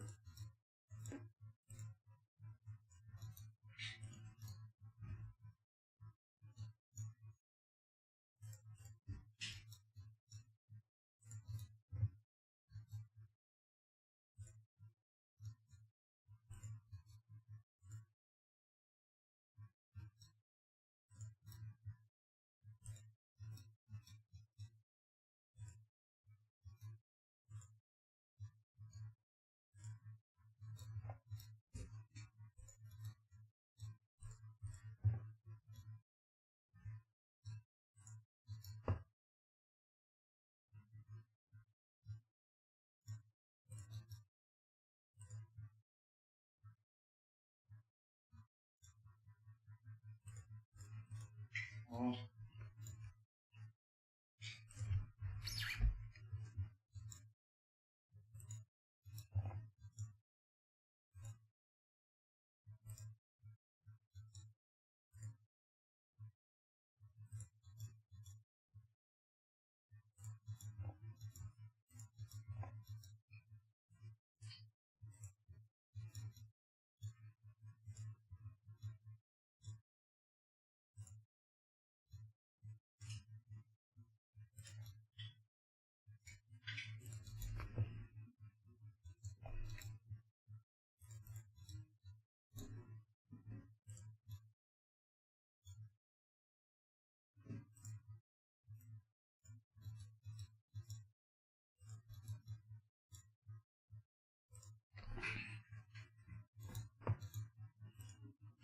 Boom, boom, pow.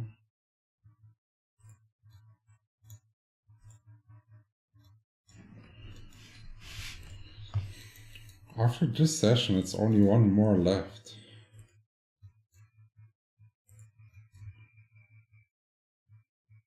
I still have 2 balloons, so it's fine.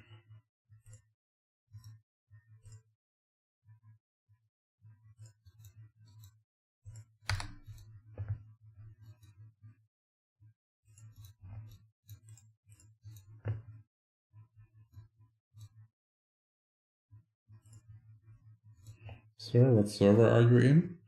This is Tutimia. And I should probably bring the... Okay, I will have to bring the FAQ back that says what the stating is, what the server is.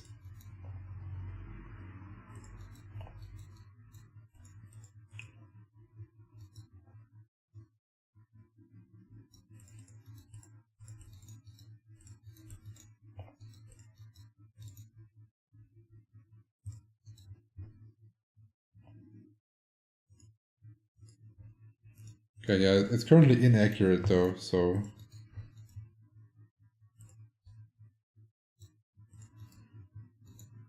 I have to try and to design a new one on Canva.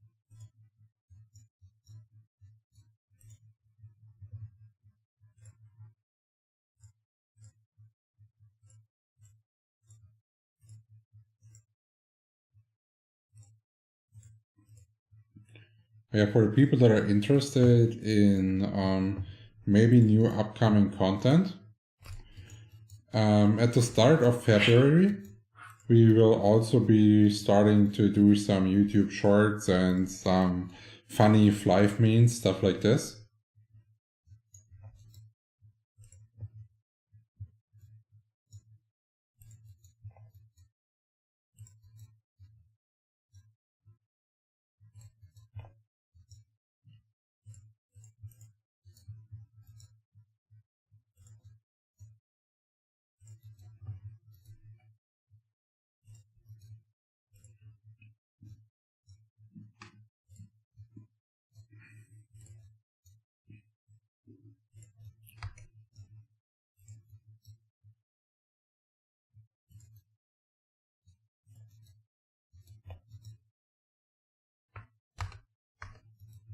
Oh, big master buffs, please.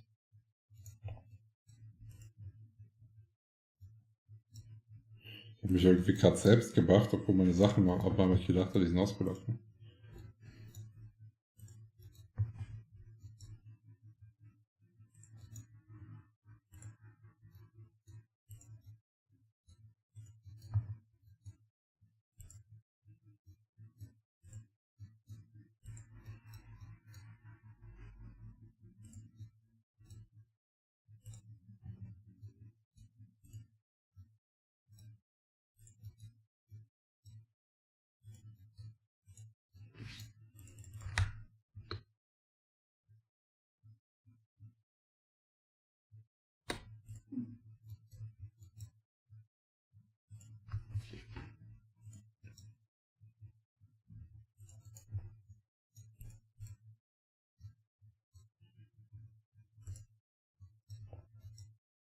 So what do you guys think? Should I be testing first money making methods once I hit 140? Because like 2 days ago I sold my party for 7 mil.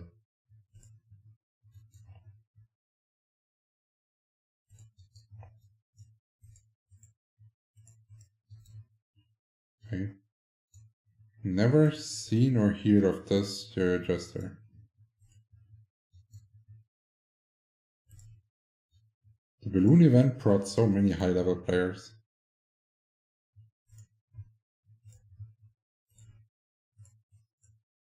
Do you know what the current level rank is to actually be in top 50?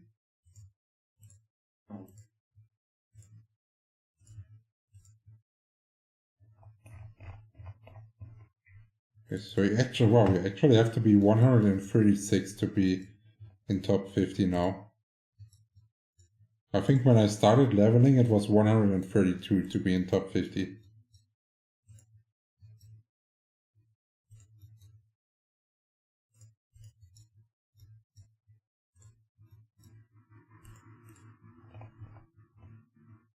And there are so many 140 players already. Probably not in proportion to the whole server, but on Totemia at the moment it's 27 and there are 7 people on 139 close to making it.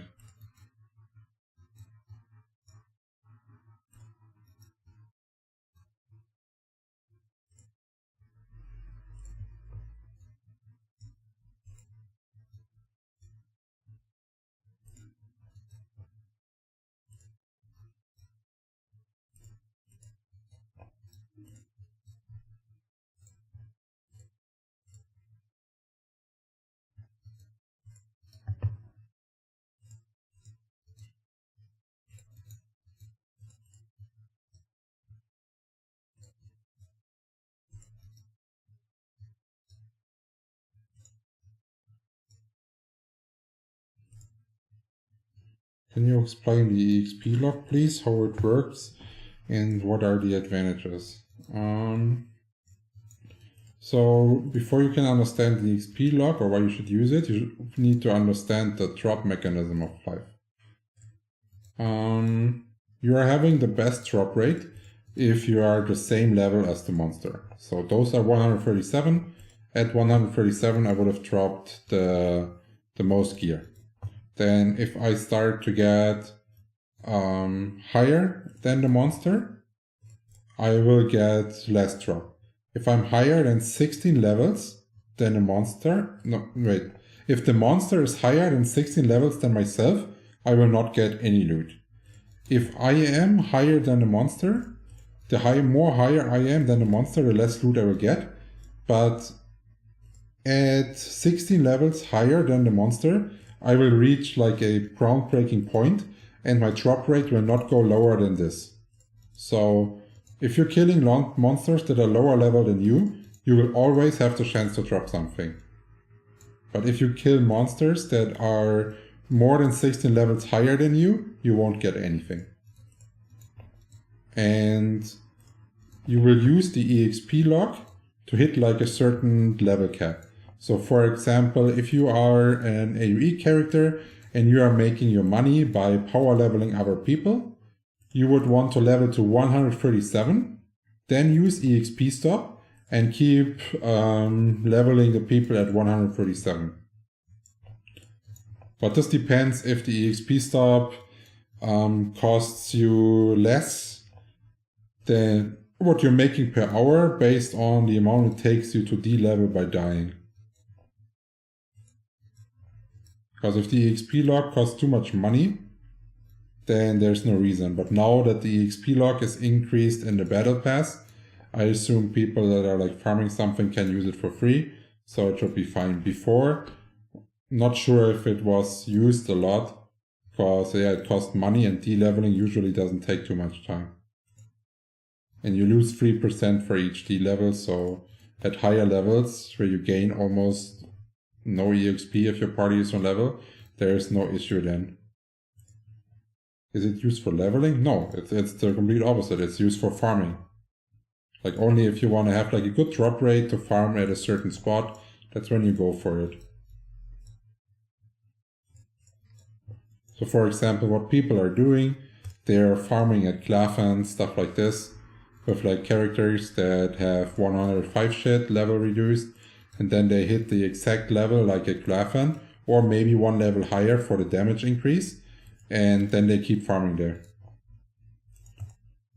But you could also do something else. So for example, if I would have a, let's just say 105 Jester that I would want to farm Glavens with, I could also bring my main Jester there, and then he would stay there with the other guy on follow, and then the other guy should get no experience, because my Jester would make the minimum level of the party be 120 to receive experience.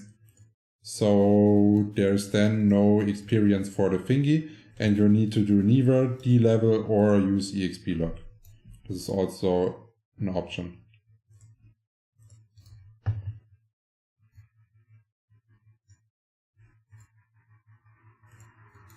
In your Jester guide you said put 75 dex on stats. Is it better than going for a pure SDR build? Or what do you expect me to say?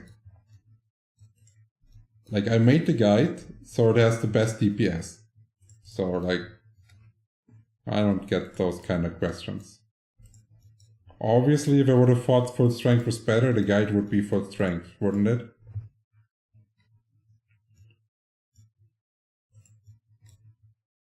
So I am 121 now, switch to Ogu, but for farming I could go to Dark Yeti and use the XP lock for farming. If you are still willing to level, like leveling up, I would not use the, what's it called? The EXP stop function at all. I will just try to grind at any level that you are close with to the monsters. So if you're 121, you will try to farm Mutant Yeti or Dark Yeti, and there's no reason to not level there. Like, your gear would have to be really, really good to be leveling at August with 121. And every hour you level at August, you will lose money. So even if like the experience on Yeti and Mammoth is the same, it's better to play at Yeti because you will make more money per hour.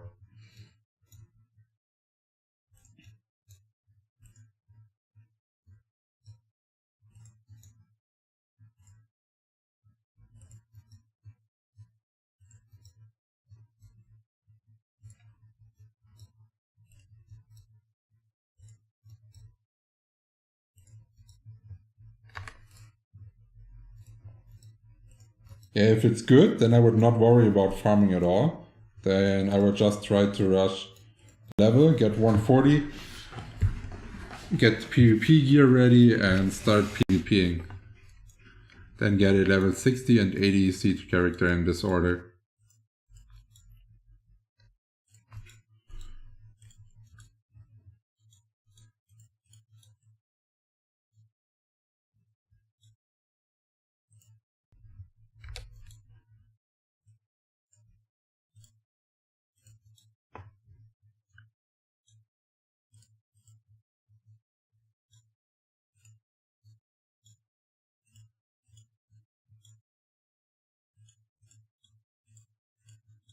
If you don't care about money, well, you asked about farming regularly.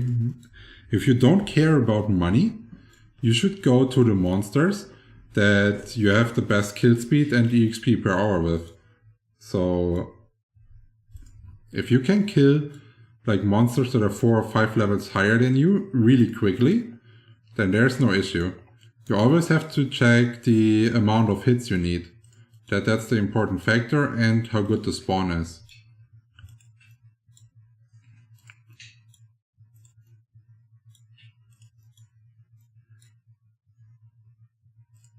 So for example, if you could kill Yetis at 3 hits, but you would need 5 for Augus, but the Yeti would give you like 0.2, but the Yeti would give the Yeti would give you 0.2, but the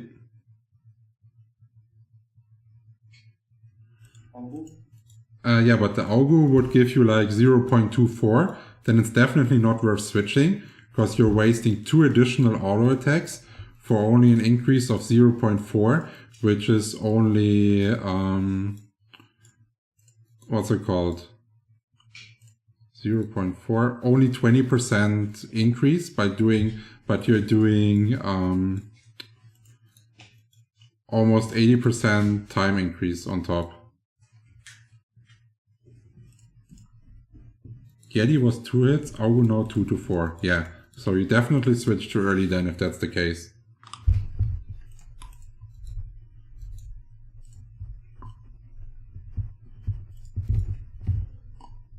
Four hit or 2 hits at Yetis from IMO. Huh? 2 hits at Yetis is really small.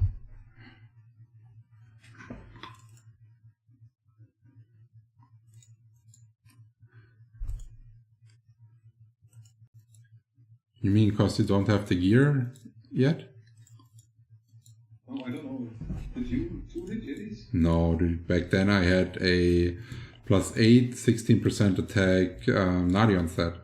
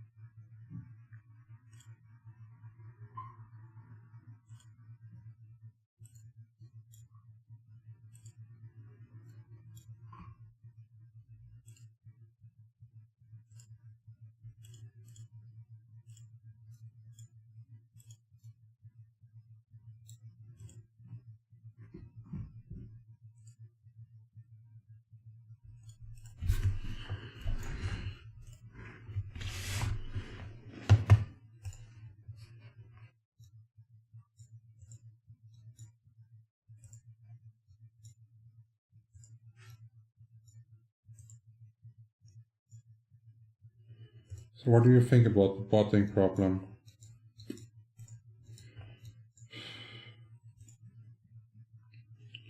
At the moment it's a semi-big issue.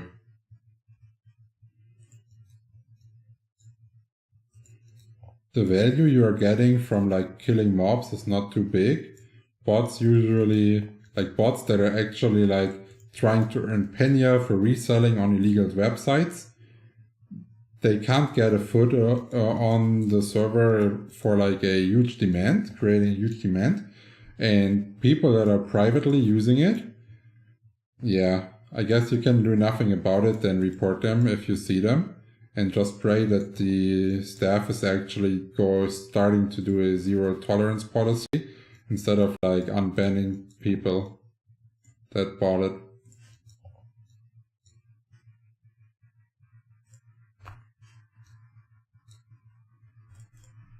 It's always suspicious if you see 1v1 characters without any buffs that are just grinding there, not answering is the thing. People just don't like to talk. But what you can do is, for example, look where what mob he's trying to attack next, and then just hold the mob in aggro with Holy Cross. And if he still keeps trying to attack the target and keeps doing it, then I would say it's close to be proven a bot, because every normal player would have already reselected the monster, because he would realize, oh, there's no, I cannot kill it. And thank you very much for the subscription, Hava Dingin.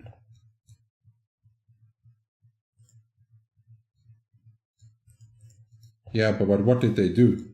Because I heard of people that got caught for botting and then unbanned afterwards again.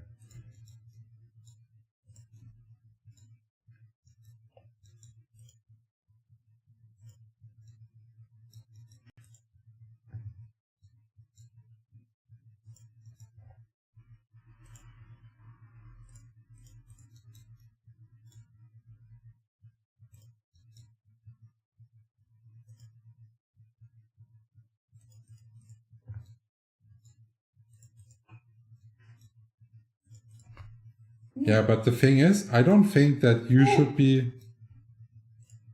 Was? 6 Two-Hits am Stück. Okay. Konnte ich nicht unterbrechen. Alles gut.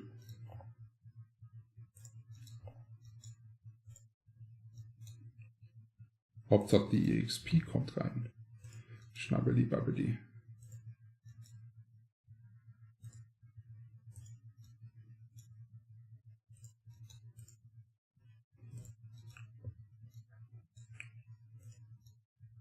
Jetzt weiß ich auch nicht mehr, worum es gerade ging.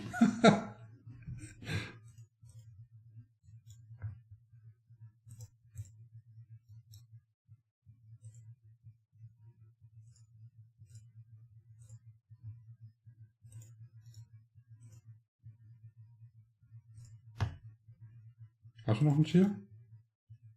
Hat er.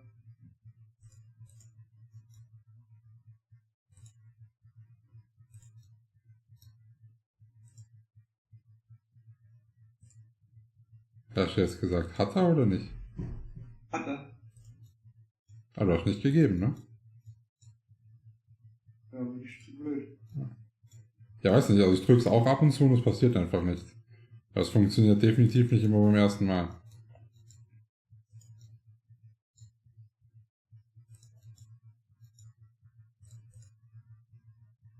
Do you use the weights in the back? Yes, I do.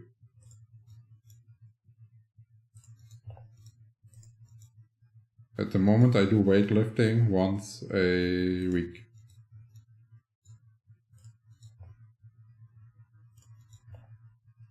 Mostly for my back muscles. Where are you from? Germany.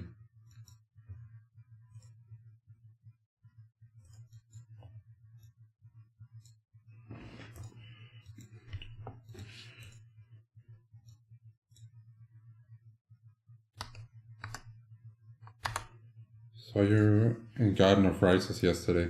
Yeah, yesterday I was... Oh, actually that was this, for me at least, in my time zone, that was this morning before work, and I was collecting some cloudberries there. I tried to go and make a unicorn for rerolling, but then it ended up having 3k all by itself without using any rerolls. So I now have to try to sell it so I can continue trying to go for my unicorn. 3k at S tier? Yes. What's the last roll? Huh? What is the last roll? 7.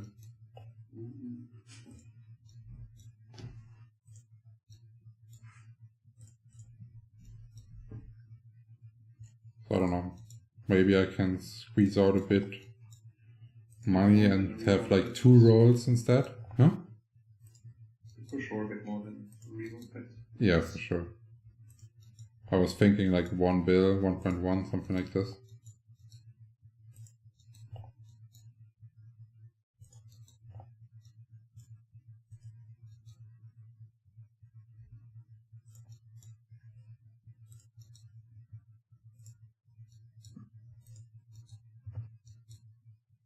Thing is, you can't really make it better, right? No, you can't. It's like you buy it to have a 3k HP pet. That's it. Like it can't be improved later on. At least it's not worth it. It's definitely less valuable than a pet with the same amount of HP that then has like a low roll in the end. Yeah, right. Yeah. But then that would be something like the pet I currently have, because that has 3.3k with a level 1 in the end. And like all the potential to still go to 6k plus. Thanks for the subscription, Jason Cameron.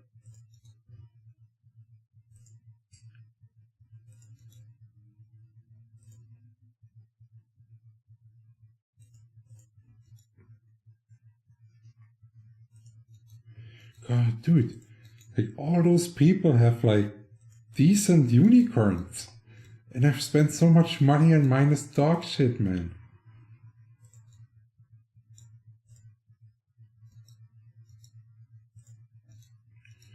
Do you have a gaming computer? Yes, I do. All the setup is in the video description. So if you want to check it out, feel free. There's links for anything that I'm using.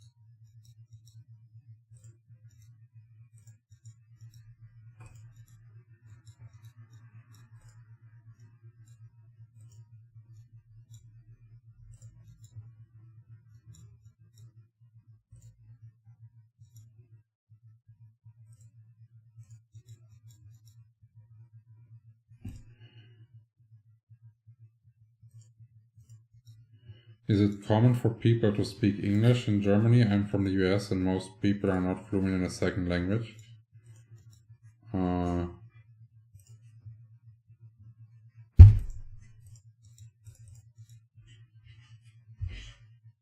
I would say the vast majority that has like a decent education in Germany is able to speak at least a little English.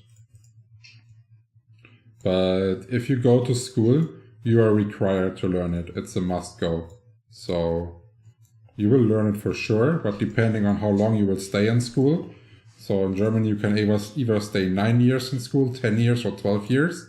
And depending on how long you're staying, that usually has an effect on your basic English skills. And then of course it matters if you're using it or not. Yeah. Did we went back to 30 years? Did we? I don't know. I'm not going to school again. Fuck that. And I'm not sure, but like I lived in the States before, and it feels like immigrants are a huge portion of the inhabitants of America, and most of them speak 2 languages. The only people that I realize that are not speaking more than 1 language are actually the Americans that are born and raised there. And that's it. But like, yeah.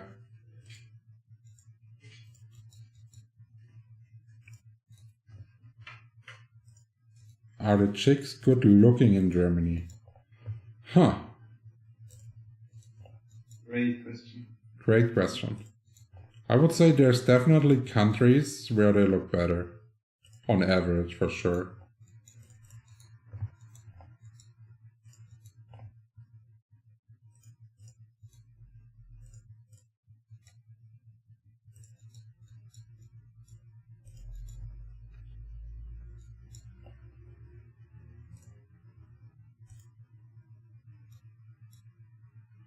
Damn, making perfect pet is so expensive. I spent 1.6 bill to make race pets. All I got is 1, 2, 3, 4. My goal is 1, 2, 3, 4, 5. Yeah, we have someone in guild that spent 5 bill the other day trying to get the level 5 on the pet.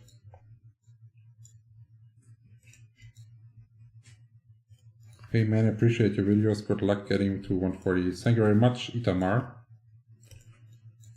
Cool, I want to come visit Germany because it is my heritage. I wonder how much German I would have to learn to communicate with locals.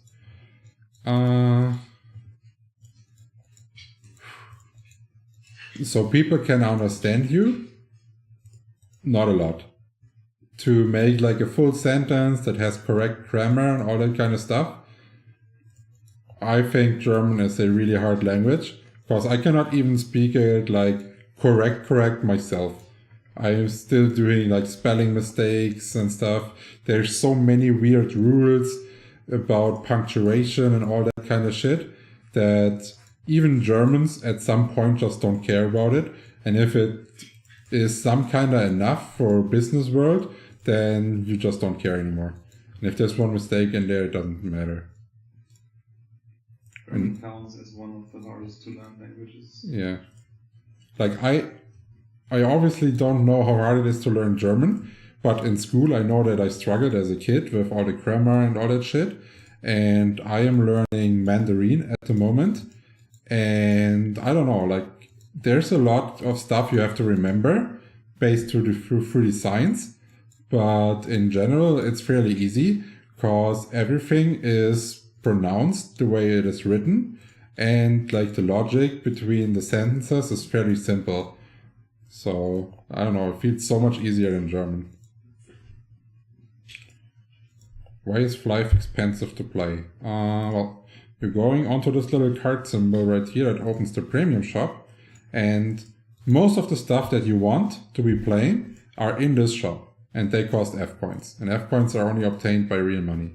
So you either grind a shit ton of in-game content that is fairly limited to make money and then sell your money basically for F points or trade it. And then you can buy the stuff and get access to 50% increased experience, 20% more attack, all this kind of stuff.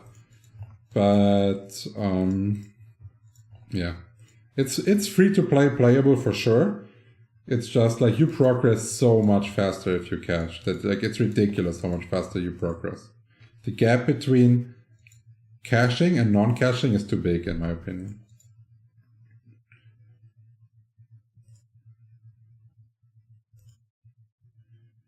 Do you speak any other languages than German and English? Well, I speak a bit of French, but I'm better at like understanding it than actually speaking it, and I can read it fairly good. Like I can read almost all of it, understand like most, and can speak little.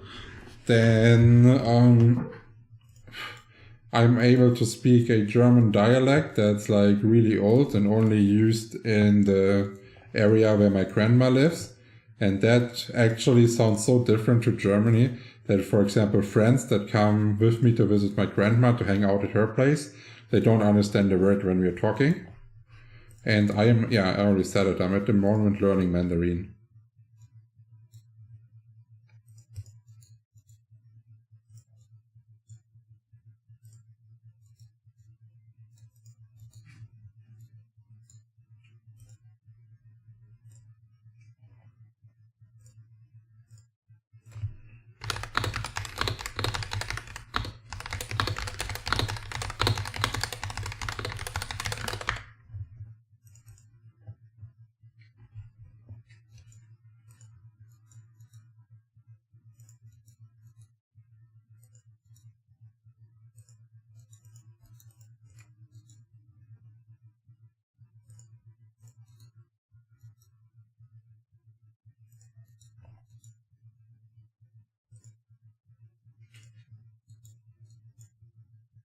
I'm not too good with it yet, but I know that Gao is one of the thingies I was learning, and Chi.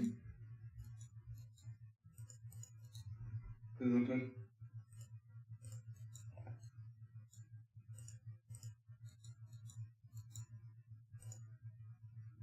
I'm still trying. Like I use this app. It's called Duolingo, and it has like a 15-minute daily practice routine where you like click some symbols and have to speak out loud into the microphone, and it corrects your pronunciation.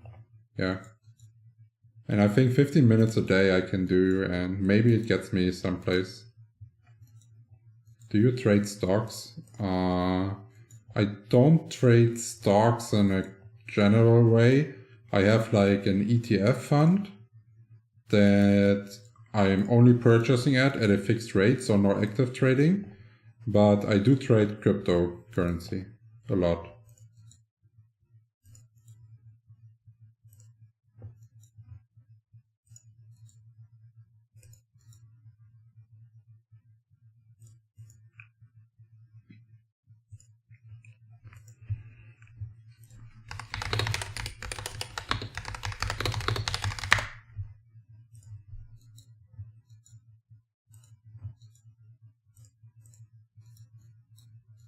Ooh, lag.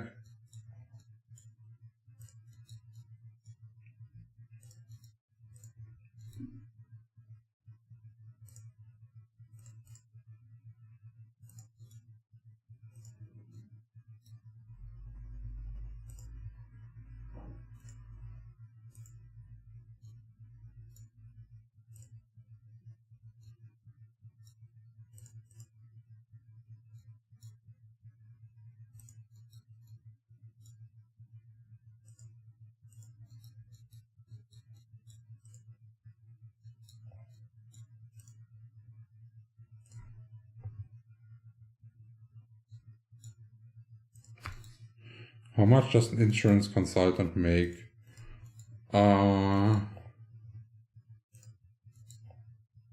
It depends how many years of experience you have, obviously, and the kind of company you're working with. But it ranges something from like 50,000 a year to 250K a year. Somewhere in there. The range is pretty big and depends on your knowledge and your experience, and if you're able to sell stuff or not.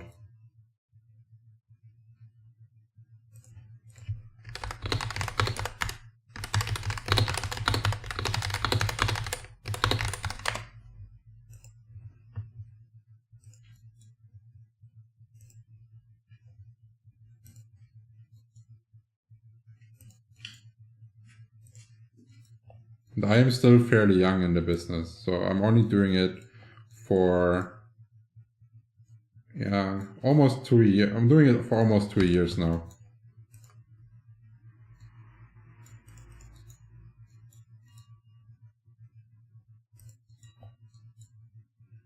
Before I changed to be a consultant, I was the head of the 3D printing department in a company, and we produced protheses and ortheses in 3D printing.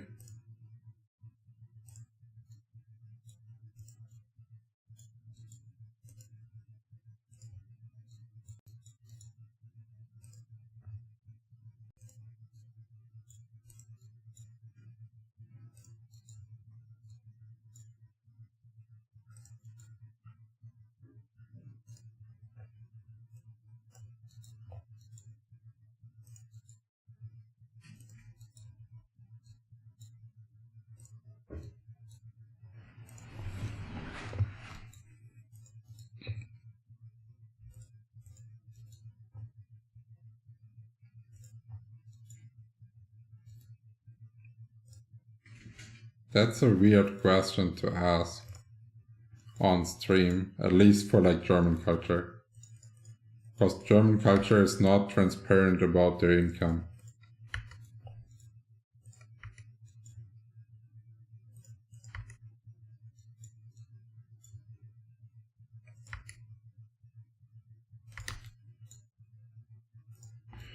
Pro, what is party filler? What does it do?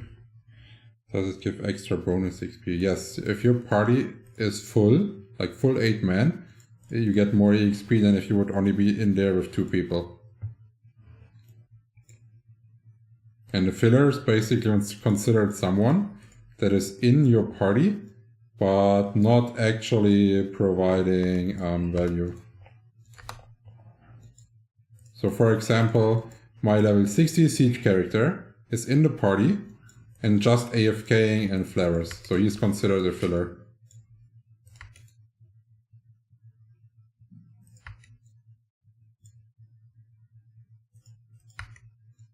"3D printing is so cool. I am starting a chocolate company and I've thought about 3D printing chocolate for custom orders. Have you ever seen food 3D printed?" Yes, I have. And a girlfriend of mine actually does printing with chocolate. And the hardest part is actually, like melting chocolate, of course, is really easy, right? But you need to have your temperature settings exactly the way so you can add the next layer, but it's not weak enough so it breaks down. And that took her, I don't know, I think like 2 years to finally perfect it and make sure what kind of temperature the room has to have, like what kind of fans she has to use, what kind of blade, all this kind of stuff was factor. So it took pretty long time for her to figure out how it actually works well. But she did some pretty amazing stuff.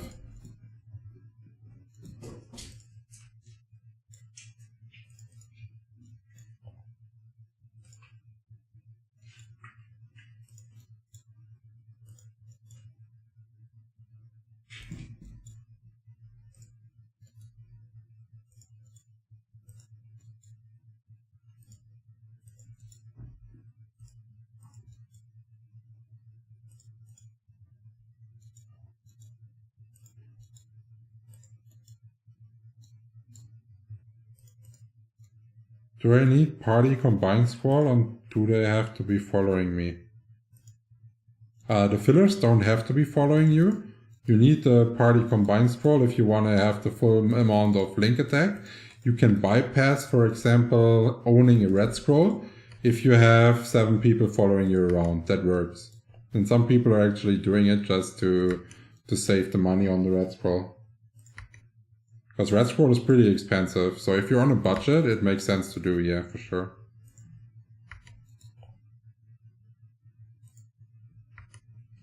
She should print you a chocolate flask. She already printed me a pony. That was pretty cool. Like, she printed it and then colored it as the same as my logo with food color. Looked amazing. And she was like expecting me to say, "Oh, it's so beautiful, I don't want to eat it." But I know she wanted me to say that. That's why I immediately took it and ate it. That was funny. Is that a Crondale? Yes, it is. It's Crondale. She's about 1.5 years old. Her name is Lumi. And she is like 90% angel and 10% devil.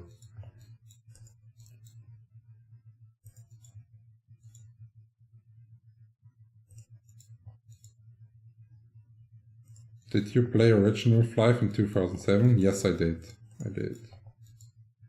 I was really young back then, but I started playing immediately.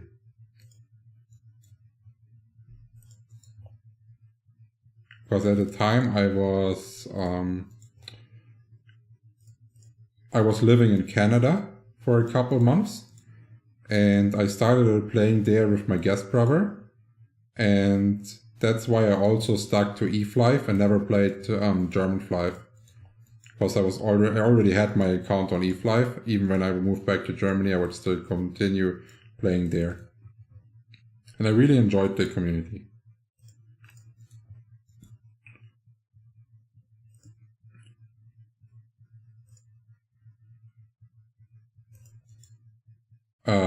Yeah.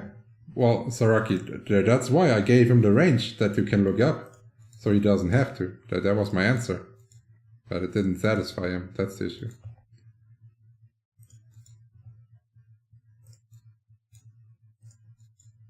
Did he ask you what your income is, or what? Yeah. I don't know, like depends on the culture. In some cultures it's open. Even in some German companies it's full transparency, so everyone knows what everyone is making. Yeah, but still, friends would never ask you that. Huh? Friends would still never ask you that. Friends or? Friends. I mean, if a colleague of you wants to know, you can look it up, sure. But Yeah, but no one would ask like directly, usually. right. Yeah. Where in Canada were you? I'm from Toronto, Ontario. I was close to Windsor in a small town called Woodsley.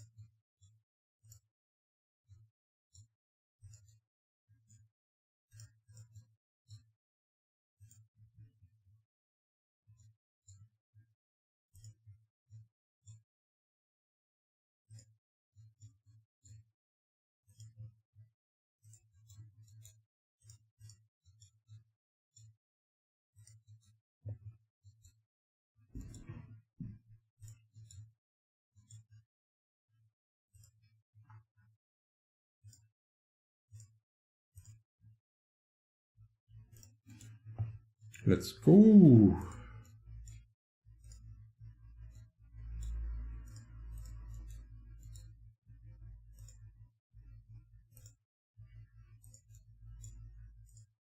How was your XP when you farmed alone? I think it's 2% less per hour.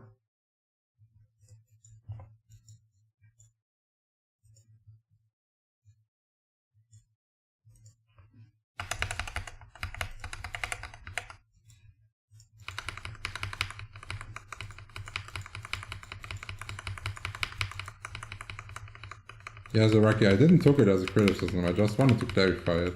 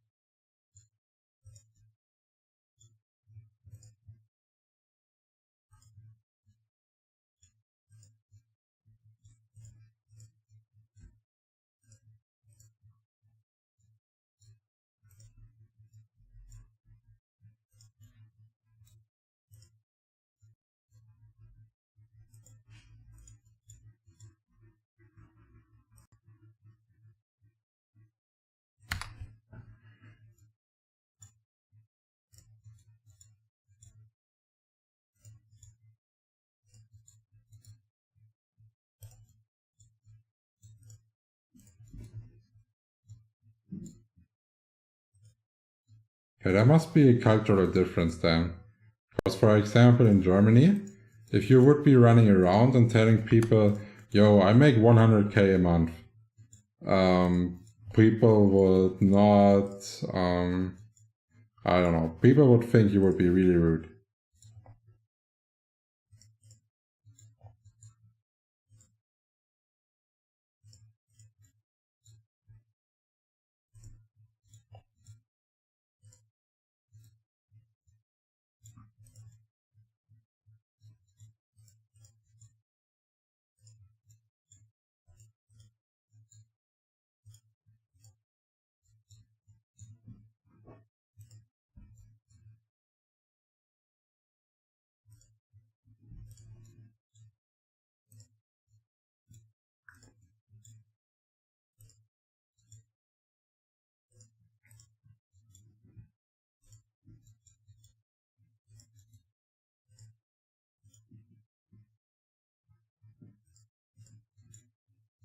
You should see the high-tech market in Israel. People actually brag about that.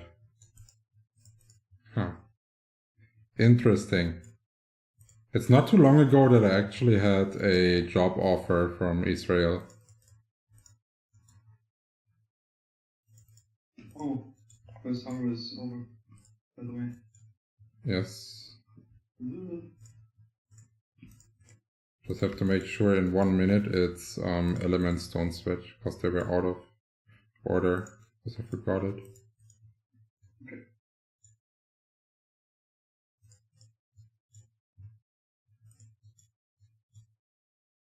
Maybe I should have taken the offer, huh? But I wasn't sure because there was a bunch of war going on and stuff like this.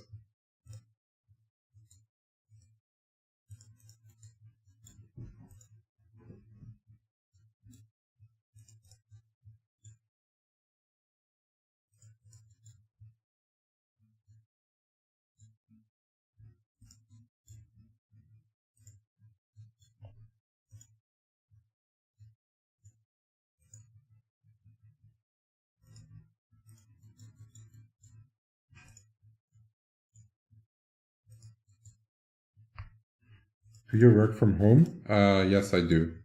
Like, oh, well, let's say like 90%, 95% of the time I work from home.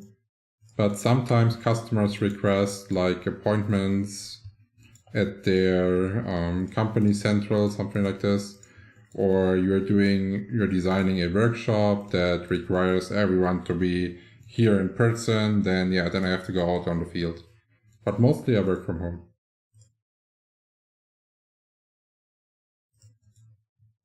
Server to Temia.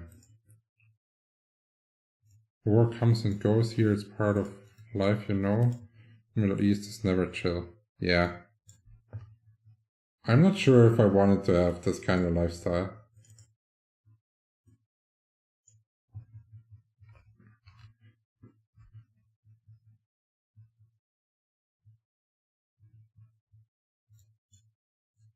Zigarettenpause. Wie bitte? Zigarettenpause. Das sagst du. Ich bin schon wieder auf dem Weg zurück.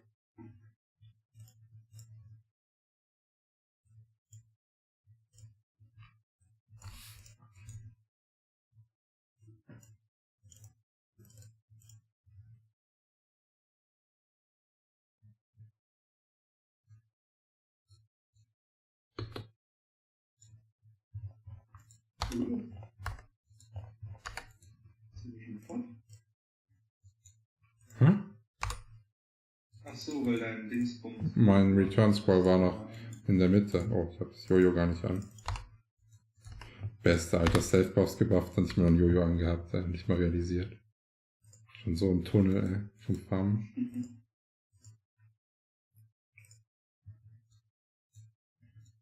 You think they will rework the Penya course of the pet system in the future? At the beginning, I was like, dude, they're gonna rework that for sure. Let's not try for pets. Then I was like, okay, let's only go for like an A pet and do the S when they rework it. Now, so many people already started rolling on S and shit and started to get used to the costs that I think they're never gonna change it. You like working from home? It has upsides and downsides. So on the job that I previously had, where I was like in the factory or in the laboratory, like most of the time, you had like more colleagues to talk to and it was like more social. But when I'm working at home, like I don't have to drive to work. This saves me a lot of time. And currently with the current gas prices that are ridiculous in Germany, it also saves me a lot of money. And yeah, I don't know, like I think the positives outweigh the negative of not having too much social, especially since in my company, I don't know, we like try to work together in Microsoft Teams, talk to each other, try to help each other out. So it's not like everyone is sitting at home doing his task and then sending it in somewhere. That's not how it works. We still have like team structures, reportings, and like daily events where we talk to each other. What's your favorite food? Osombuco is my favorite food. I mean, we go to Holland with a bunch of Germans every few months for a hardcore rave. It's not like our life is dead, but sometimes of the year we have some rockets over our heads. We learn to live with that. Oh yeah.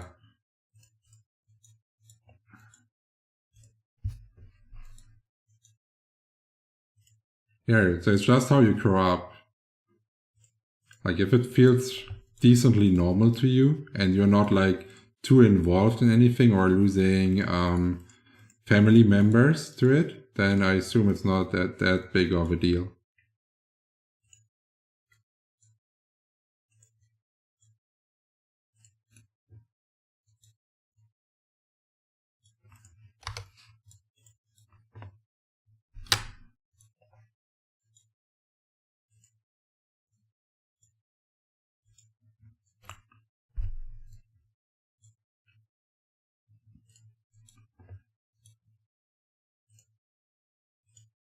Is this your 5th hour today? Huh? No, it's the fourth one.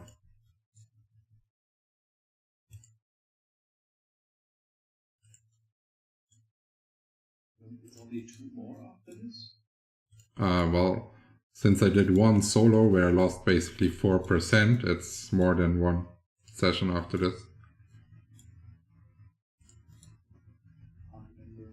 Did you study or did... Sorry, what? This has in the back of my head that we have to do 8 more hours today. So. Okay. No, we're close to finish. And I didn't want to like...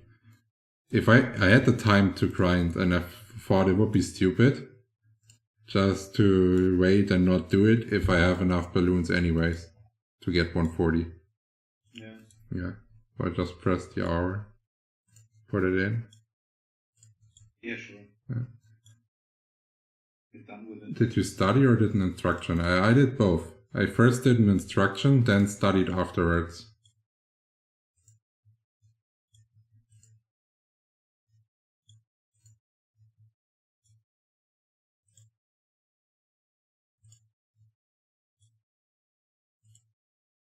Okay, that's sick. I couldn't even imagine like losing a family member on a regular basis.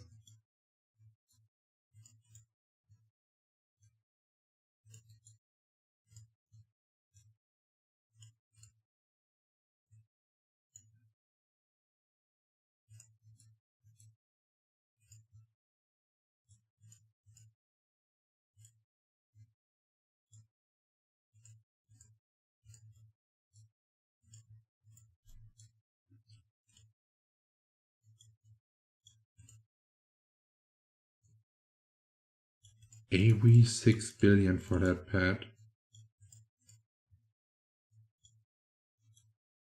Interesting.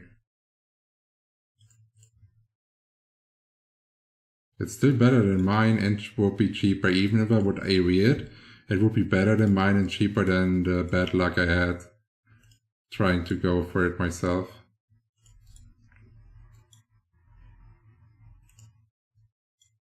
Which one? There's a unicorn with 4.3k HP.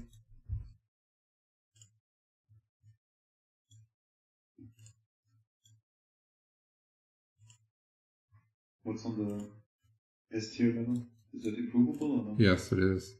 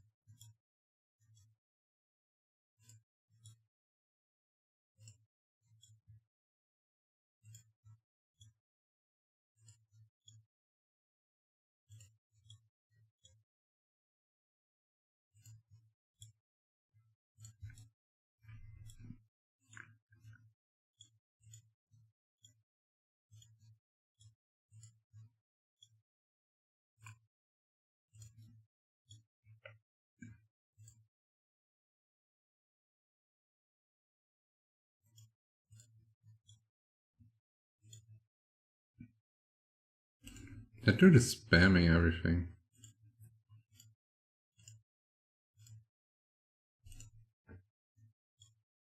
Yo, welcome back to the stream, Dawn.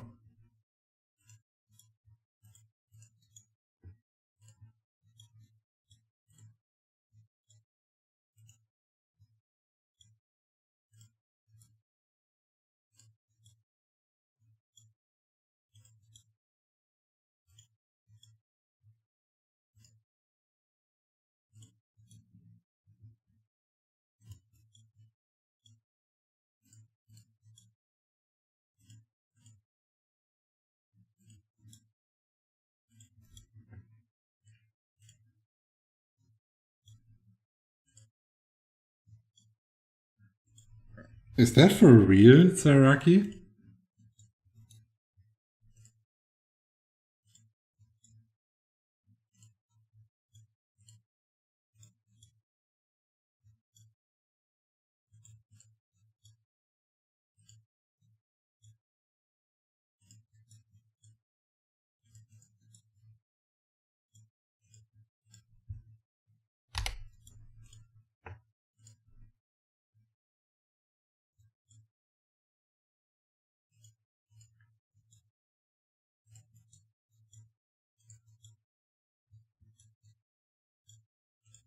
Okay, you need to try to look for something like this. Those are really good. You can heat them up and adjust them perfectly to the so it's a plastic material that is covered with a fabric. You heat it up as the technician, then the technician puts it around your hand. It then cools down, and then it has the perfect fit for your hand, and it will calm down your injury, and this way you can still be playing.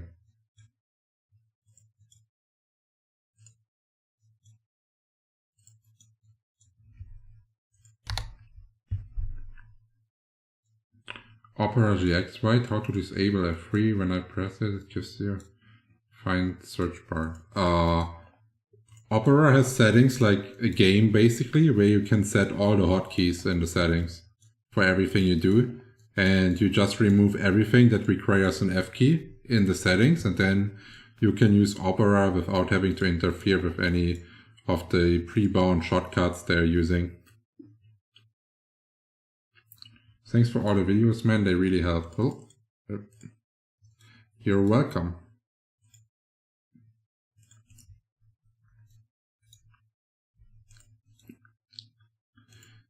Okay. I think, like, if all those people are selling their expensive unicorns, someone may be more willing to buy mine for 1 bill.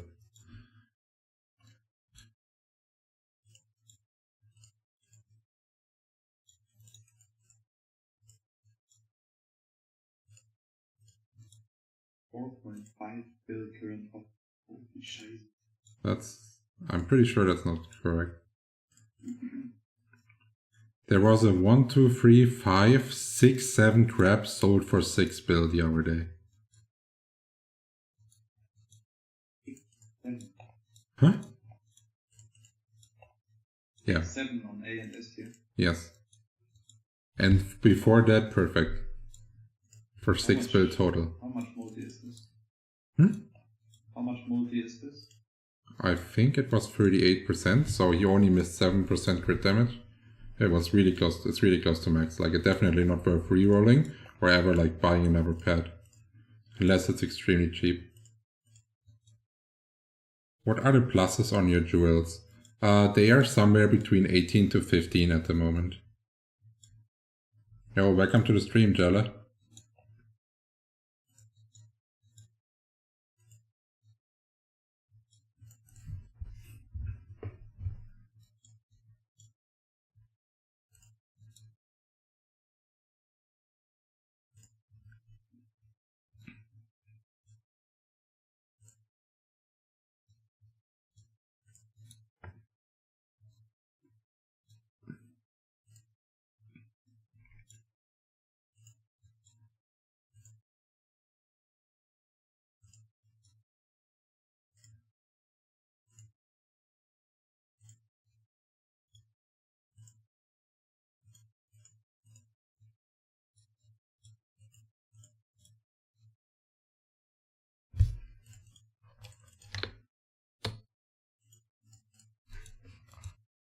This guy.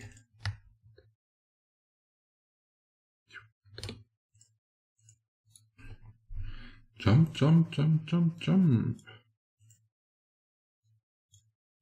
How much have you been making an hour with the drops here?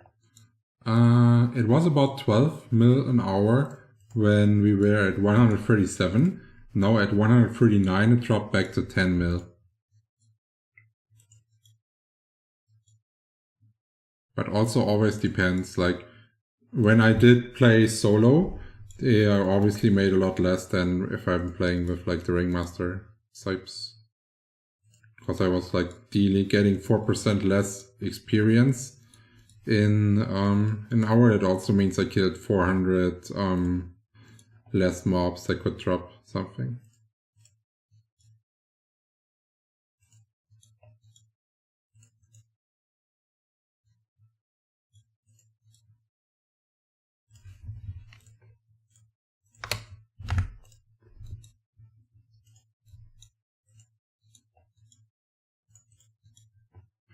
What is the best way to level your pet? Just kidding. There is no best way, it's the only way.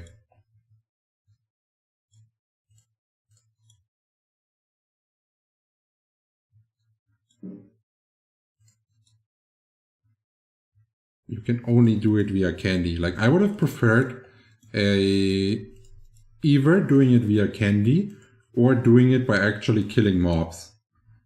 Because that would also be like the higher the level of the monster is that you're killing, the more EXP your pet gets.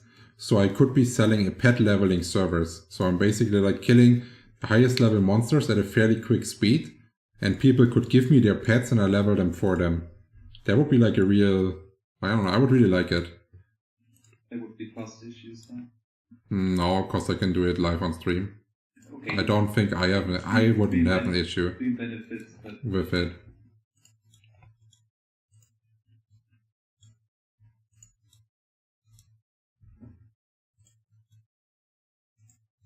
But in general, it opens up new places for scanning. Yeah, it does. But like for me, it would be good because, For you, it would be good. like, first off, I would never scam someone, and like second, like this would be live on stream, like everything would be ruined, and like I would stop making probably income from YouTube and all that kind of stuff. So yeah, There's no issue yet.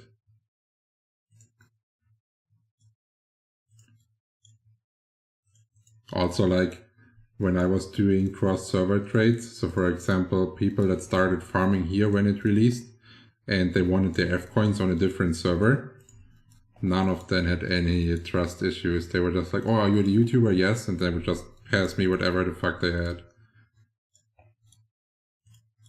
For F coins then on other server, Lava for example.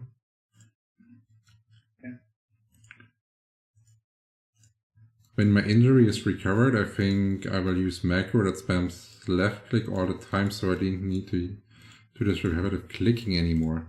Well, the thing is, don't get caught then.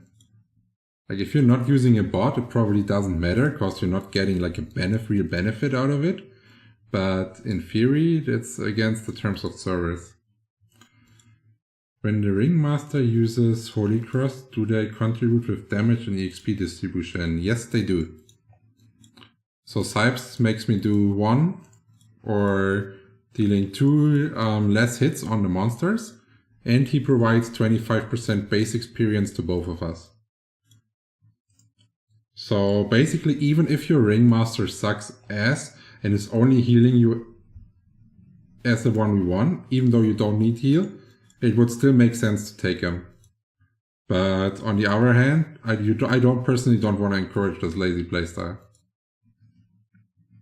So I don't take Ringmasters that only heal.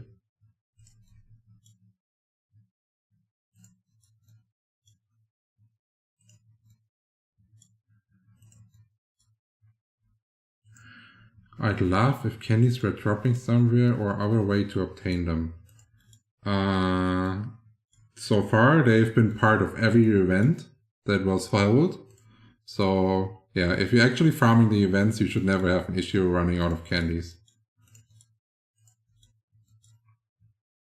But if you're getting unbound ones, I would always try to sell the 5% crit ones.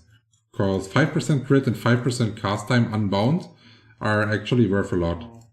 I think he means the pet candy. Oh. Oh. Oh. Okay, well then the whole answer didn't make any sense. Yeah, pet candy, I don't know. I think the harvest system is fine. And I haven't seen any bots doing it for a long time. So yeah, prices also stayed stable for the berries. When I'm 140 again, I will for sure make a berry shop.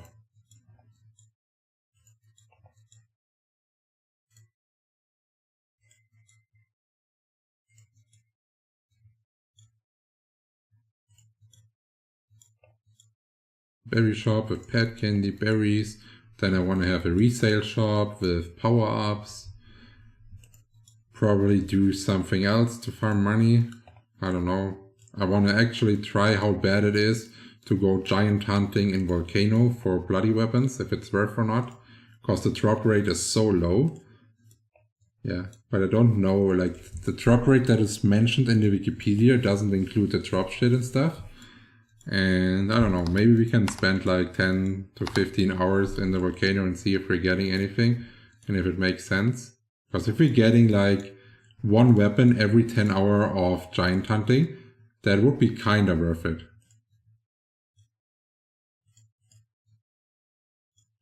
Macros are against terms of service? Yes, they are. Every hour or every 10 hours? Every 10 hours, one bloody drop would be the same value of income as if you would be farming non-stop with a 1v1 character at Claphans.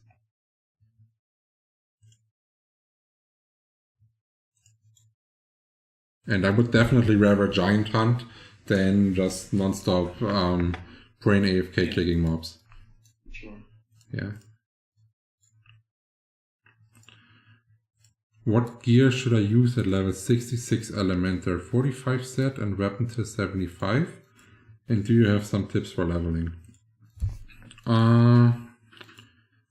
So I would try to use a non-CC skill to pull the monsters, because if you already slow them while they are not grouped, now with the changes to AoE, you would need a lot of damage to actually kill them. So use non-CC to collect. Then if they are collected, use your wind field and fire this up with the heavy damage AoE skills. So like Poison Cloud, Blizzard, Meteor Shower, all this kind of stuff.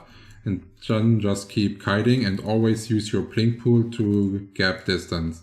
Because gapping by walking takes a lot more time than just gapping with blink pool. And it's risky with position bugs. Blink pool is really good in position bugs. And what you can also do, if you like think, oh shit, I'm about to experience a bug, or like I'm having position bugs, cheer yourself with your Ringmaster. That will reset your local position of your character and remove you from a position bug.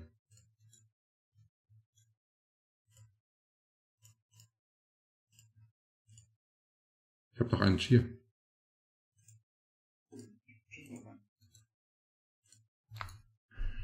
But isn't it hella expensive to maintain S tier pad with the candies, or am I misunderstood? No, it is. It is hella expensive, yes.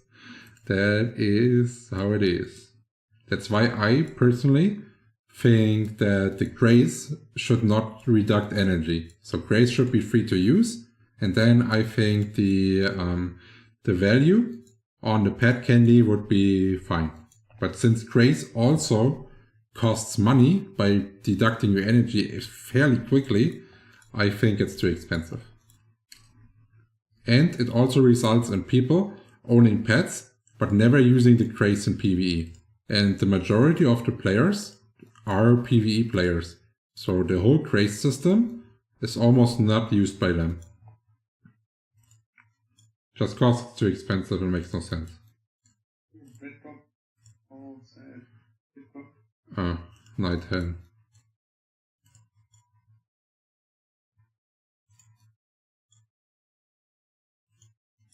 We're actually getting a fair amount of red pops.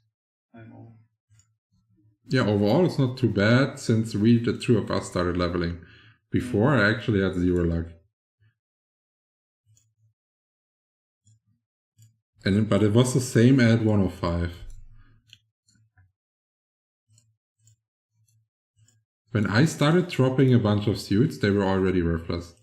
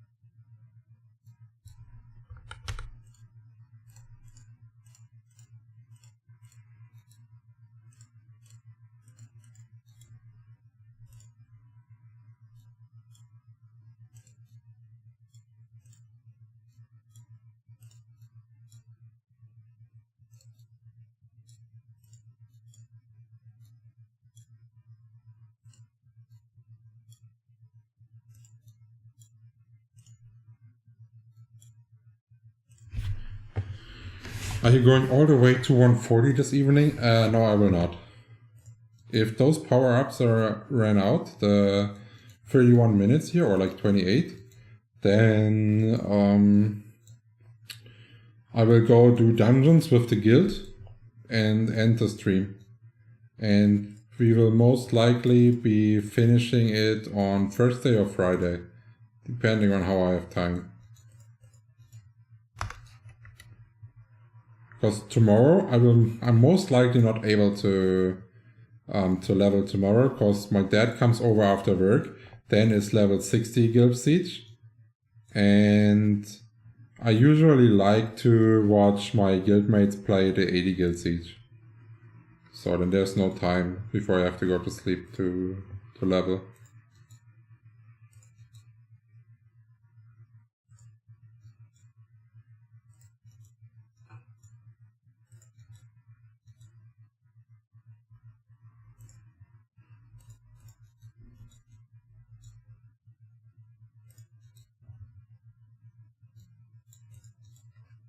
And maybe, I haven't decided yet, so don't nail me on it, but I may want to do an event when I get 140 for the people. So we will see.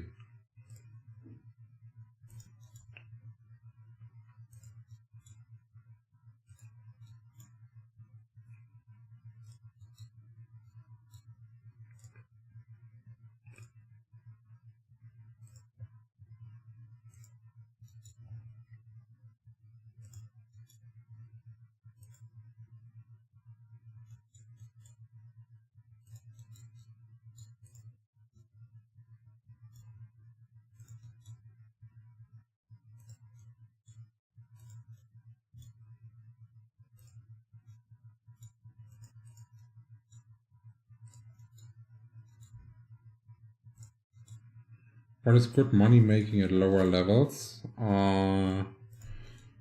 If you are like 60-ish, and you could farm violet giants, that's at the moment not too bad of a value.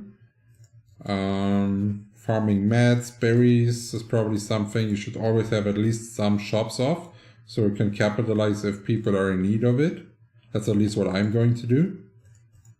And yeah, then like as any level, reselling is by far the most efficient way. Try to buy something from other people on bulk and then sell it like a tiny bit more expensive for people that are only like only need like one item or whatever, like on low demand.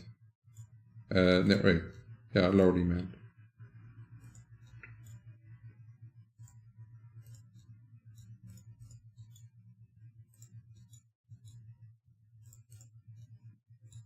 Another shitty red block, by the way. You had another shitty red block. Yes, Alice had. NPC is screaming.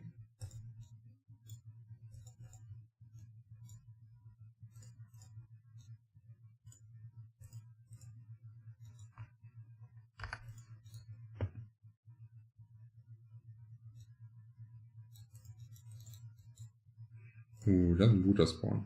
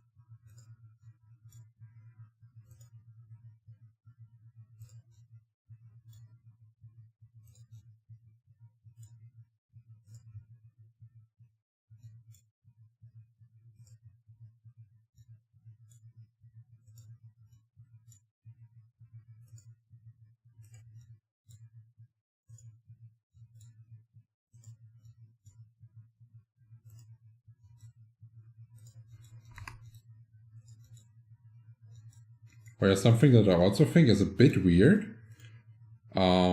You're actually able to finish the 1 month battle pass in 2 weeks. In 2 weeks? Yeah. We were calculating in 3 weeks. Oh, you need 3k for the total. You can do all the season stuff, that's 1k. And then each week can give you a total of 1k. So it's not like 3 weeks, it's 2. Not counted into the 1k cap? Huh? The seasonal stuff is not counted into the 1k cap? No, it's not. Okay. That's what they said in the, what's it called? Yeah, in the description of the patch notes. So, like, if you do everything every day, it's 2 weeks, and then you basically don't have to worry about it for 2 more weeks. That's one way to look at it. Or you're saying, like, well, then it's only useful for like half of the month to pass and doesn't bring the players back on a daily basis.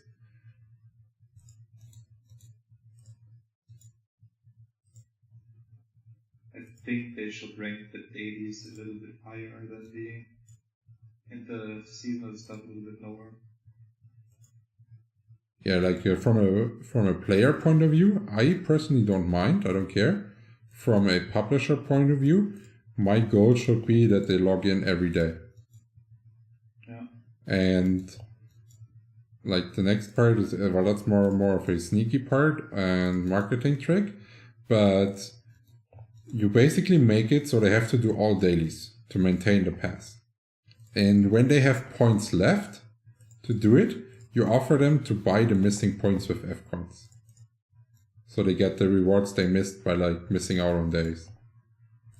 That's the way many mobile game publishers are doing it.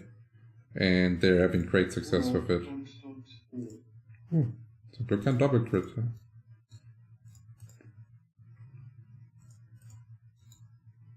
Ein Crit vielleicht.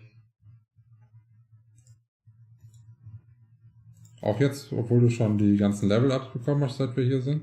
Ja, ja. Ich krieg immer noch so 7k Damage von Crit. Okay.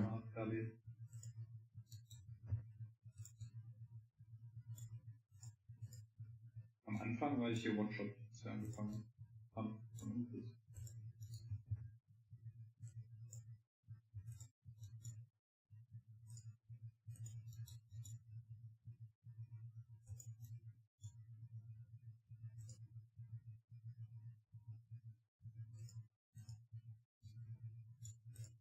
Well, it doesn't force you to play. You get benefits if you do it daily, but it doesn't matter if you miss out on a day. And from a publisher point of view, you want your players to be online every day.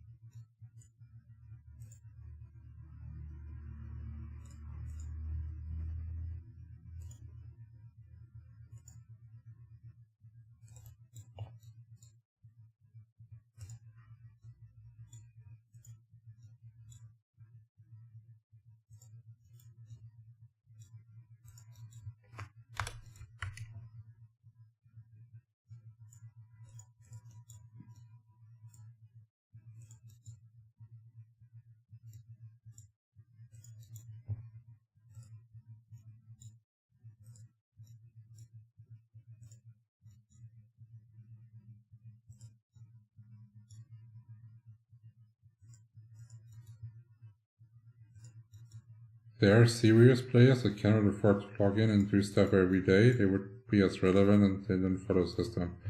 I would argue that no serious player would not be able to manage to log in on a mobile game. Like, you can log in on a mobile game while you're taking a shit and doing a daily quest. And everyone has to shit at least sometimes a day. Right, like at least once, I would assume.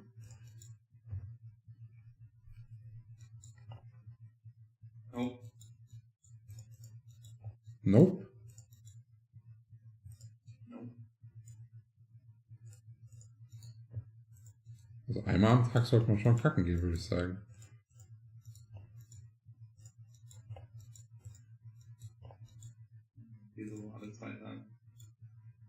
Okay, krass. Und dann ist es irgendwie eine einstündige Sitzung oder was? Bis du dein ganzes Bergwerk rausgepresst hast.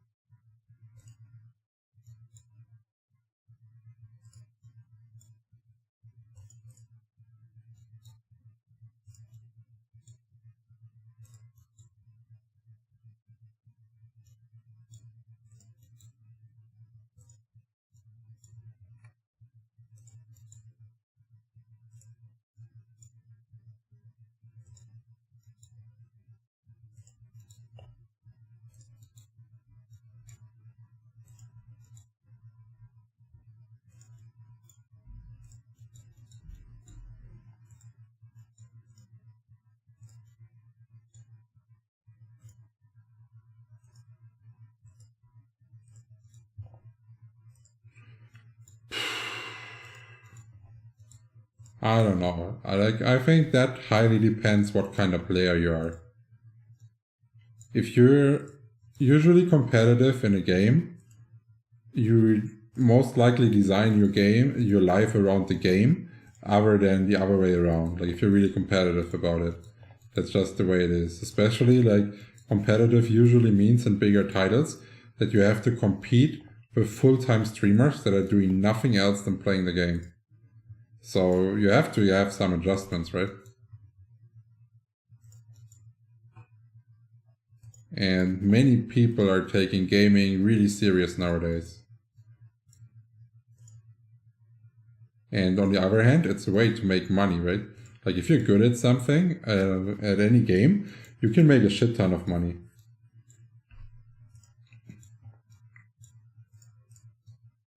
Like when I was playing TFT on a regular basis and was challenger, I made a lot of money by coaching people.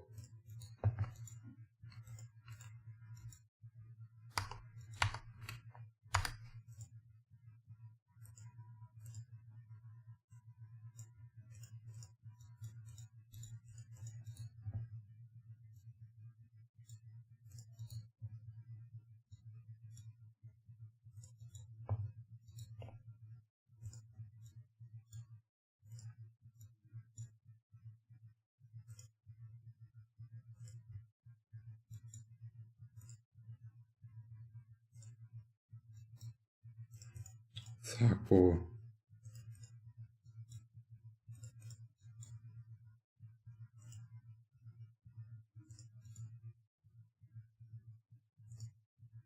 Oh, do you echo that?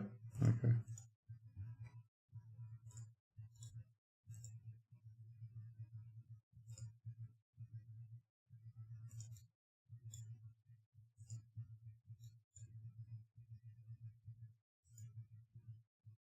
As a free-to-play, I can't compete as well as people can afford. Yes, but like, it's important that your mindset is correct. If you realize this and you don't even want to compete, you're just enjoying your time in your game, everything is good. If you are like one of those people that are like, they can get something I can't, that makes me mad, I'm going to quit the game because they have something I don't have, yeah, then of course it's bad. But that's just attitude. You either accept your fate, or you just cry and be toxic and don't have fun. Or you just say, fuck it, and I enjoy the game and have fun.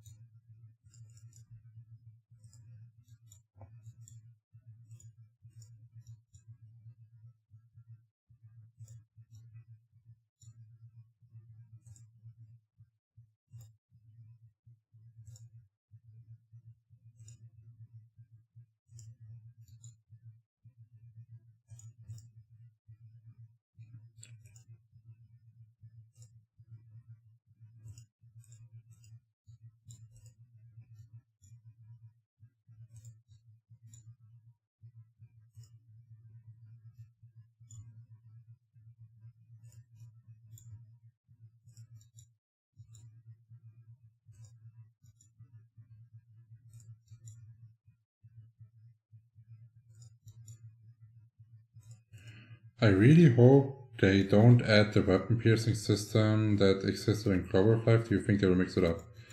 I don't know. Maybe they will reduce the total number of piercings possible. That could be something they could do. And I was told that they for sure reworked the cards. So the cards are not giving the same kind of stuff. So yeah. I am kind of I'm looking forward to what they're actually doing in the piercing system, because I think the piercing system is not where they could, it's probably the system where they could lose a lot of players. But if you're talking about what of the new expansion is actually making people stay and being excited about the game, like being happy that they're off work, that they finally are able to log in and do something, is if they have with the dungeon system. Like if the dungeons are really grindable and stuff, people will be, I think, really motivated to play again. Because like this only grinding for EXP at monsters on a long-term scale is not satisfying the majority of the players.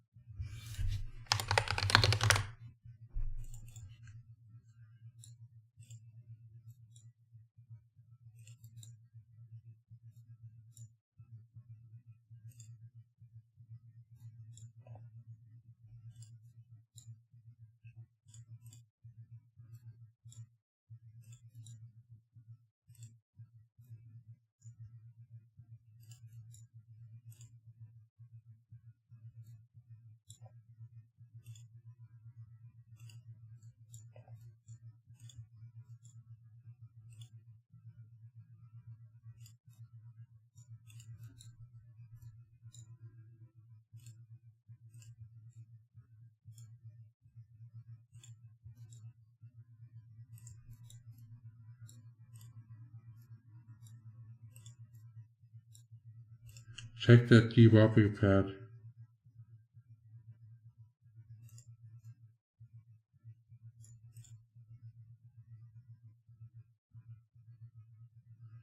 $5.6k health. That's pretty darn good. If I could get something like this with my final roll, I would be happy. Like a level 8 or 9 on my final. Would be nice.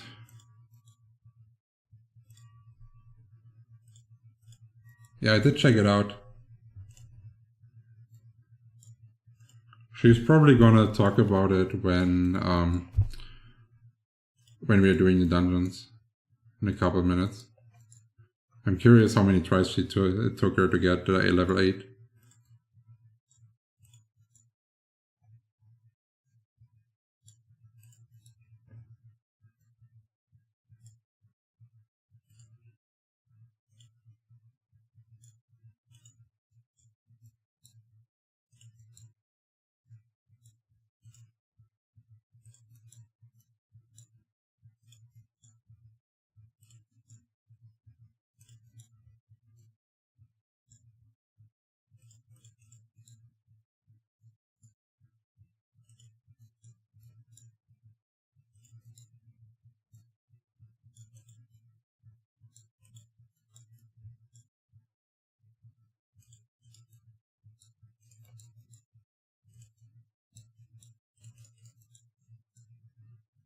Rosa, do you have a video on how much it costs to get a pet to each level or a spreadsheet?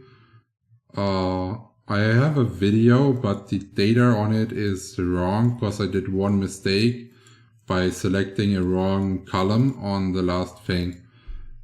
But the total costs of the pets itself are correct.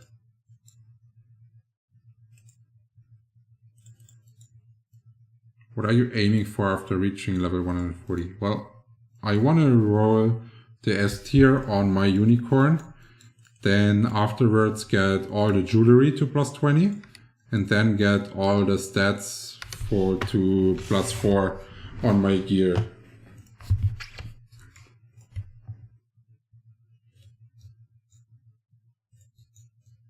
This is one option, or I say I keep plus 18 jewelry and plus 2 stats on the gear and only vote for the unicorn and then start investing into level 80 siege character so I can play one more PvP event a week. But we will see what I feel like. I still can't find a P level to get my Jester from level 77 to 80. But I don't want to level it myself because I don't have no gear, so I really would like to buy a P level.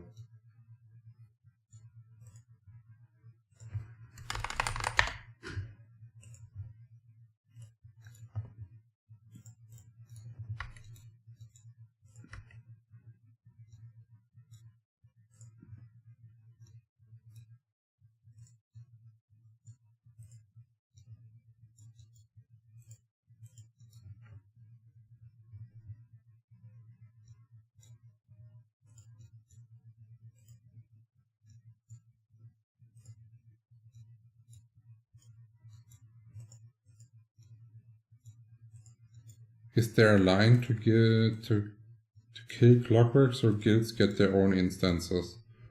It can only be done by one guild on a server at a time, and you can do it on server 1, 2, and 3.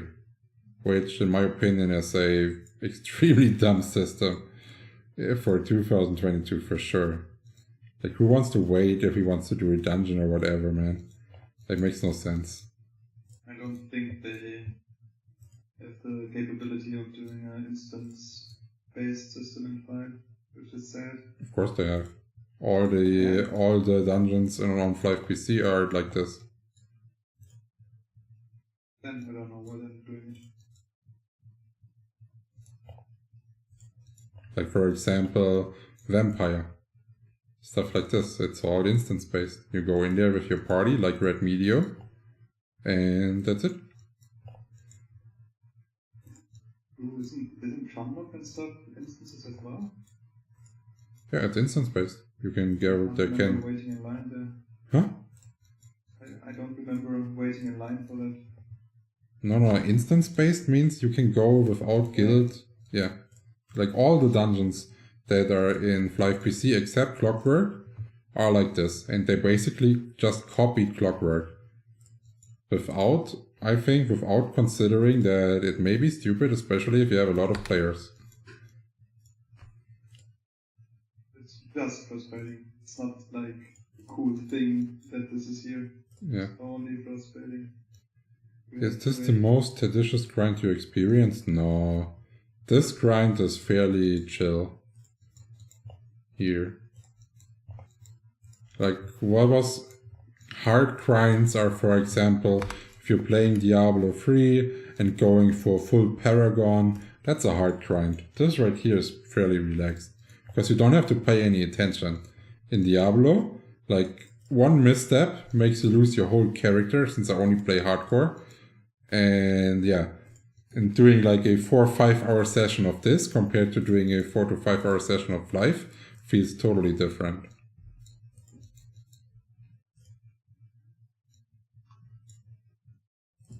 Your thoughts on adding a third job class? Well, good.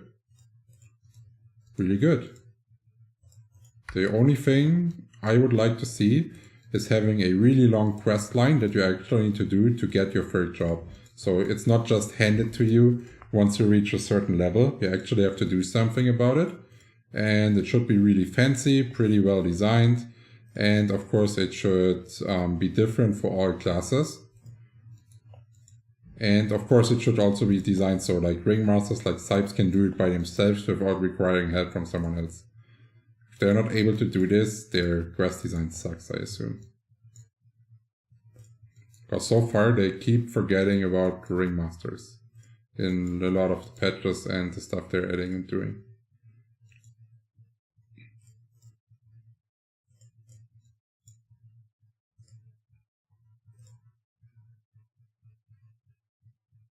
They should probably have a main ringmaster player in the development team. So when they're saying like, oh yeah, let's do an event where you can drop certain buffs for yourself when you kill something. And then a ringmaster player can say, wait, ringmasters don't kill mobs, they heal. They're not going to benefit from the event. Let's not do it. They need this kind of person in their team.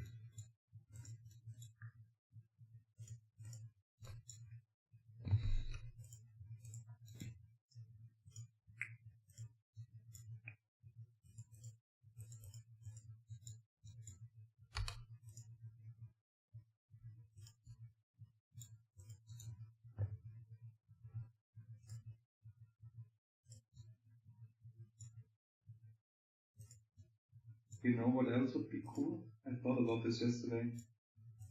If you can stack Holy Cross on enemies. Like I cast it 2 times and then your next 2 auto attacks will be double damage. Would be crazy in PvP, but for PvE it's not too bad. In PvP would be broken. In PvP, like it had to be disabled for PvP for sure. Because all you would have to do is just like go around and have no timing and just keep casting HC on people. Yeah.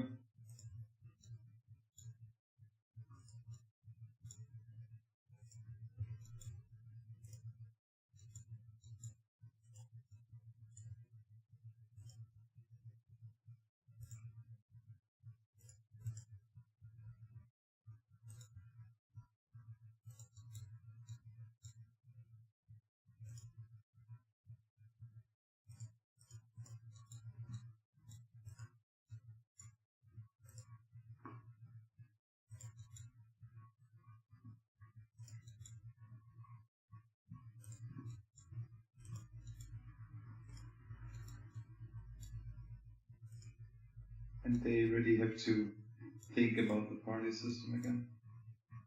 I was so excited when the game started that they introduced something so it's beneficial to level with more people.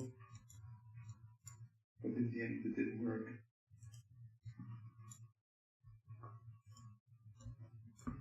Okay, someone just said Holy Cross stacks 3 times instead of once in PvE.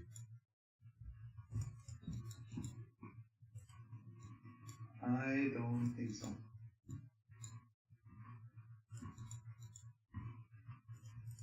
Did they add 2 additional decimals, or is it just something unlocked at a certain level? I don't know if it's unlocked at a certain level, but they for sure they added it. So, like, I had it one day after a patch that they had 4 digits behind the comma for the experience. It's on low level as well. Okay. Yeah, no, then it's for everyone.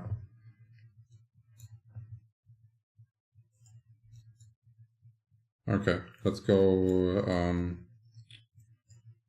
Austria. Oh, are we done? Okay.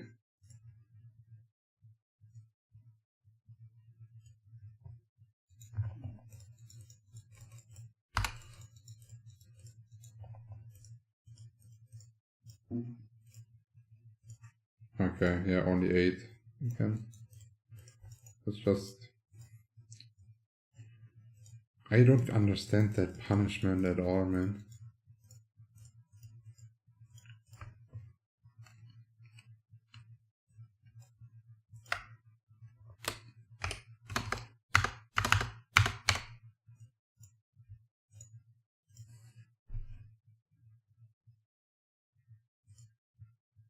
Thank you. Okay, you're welcome.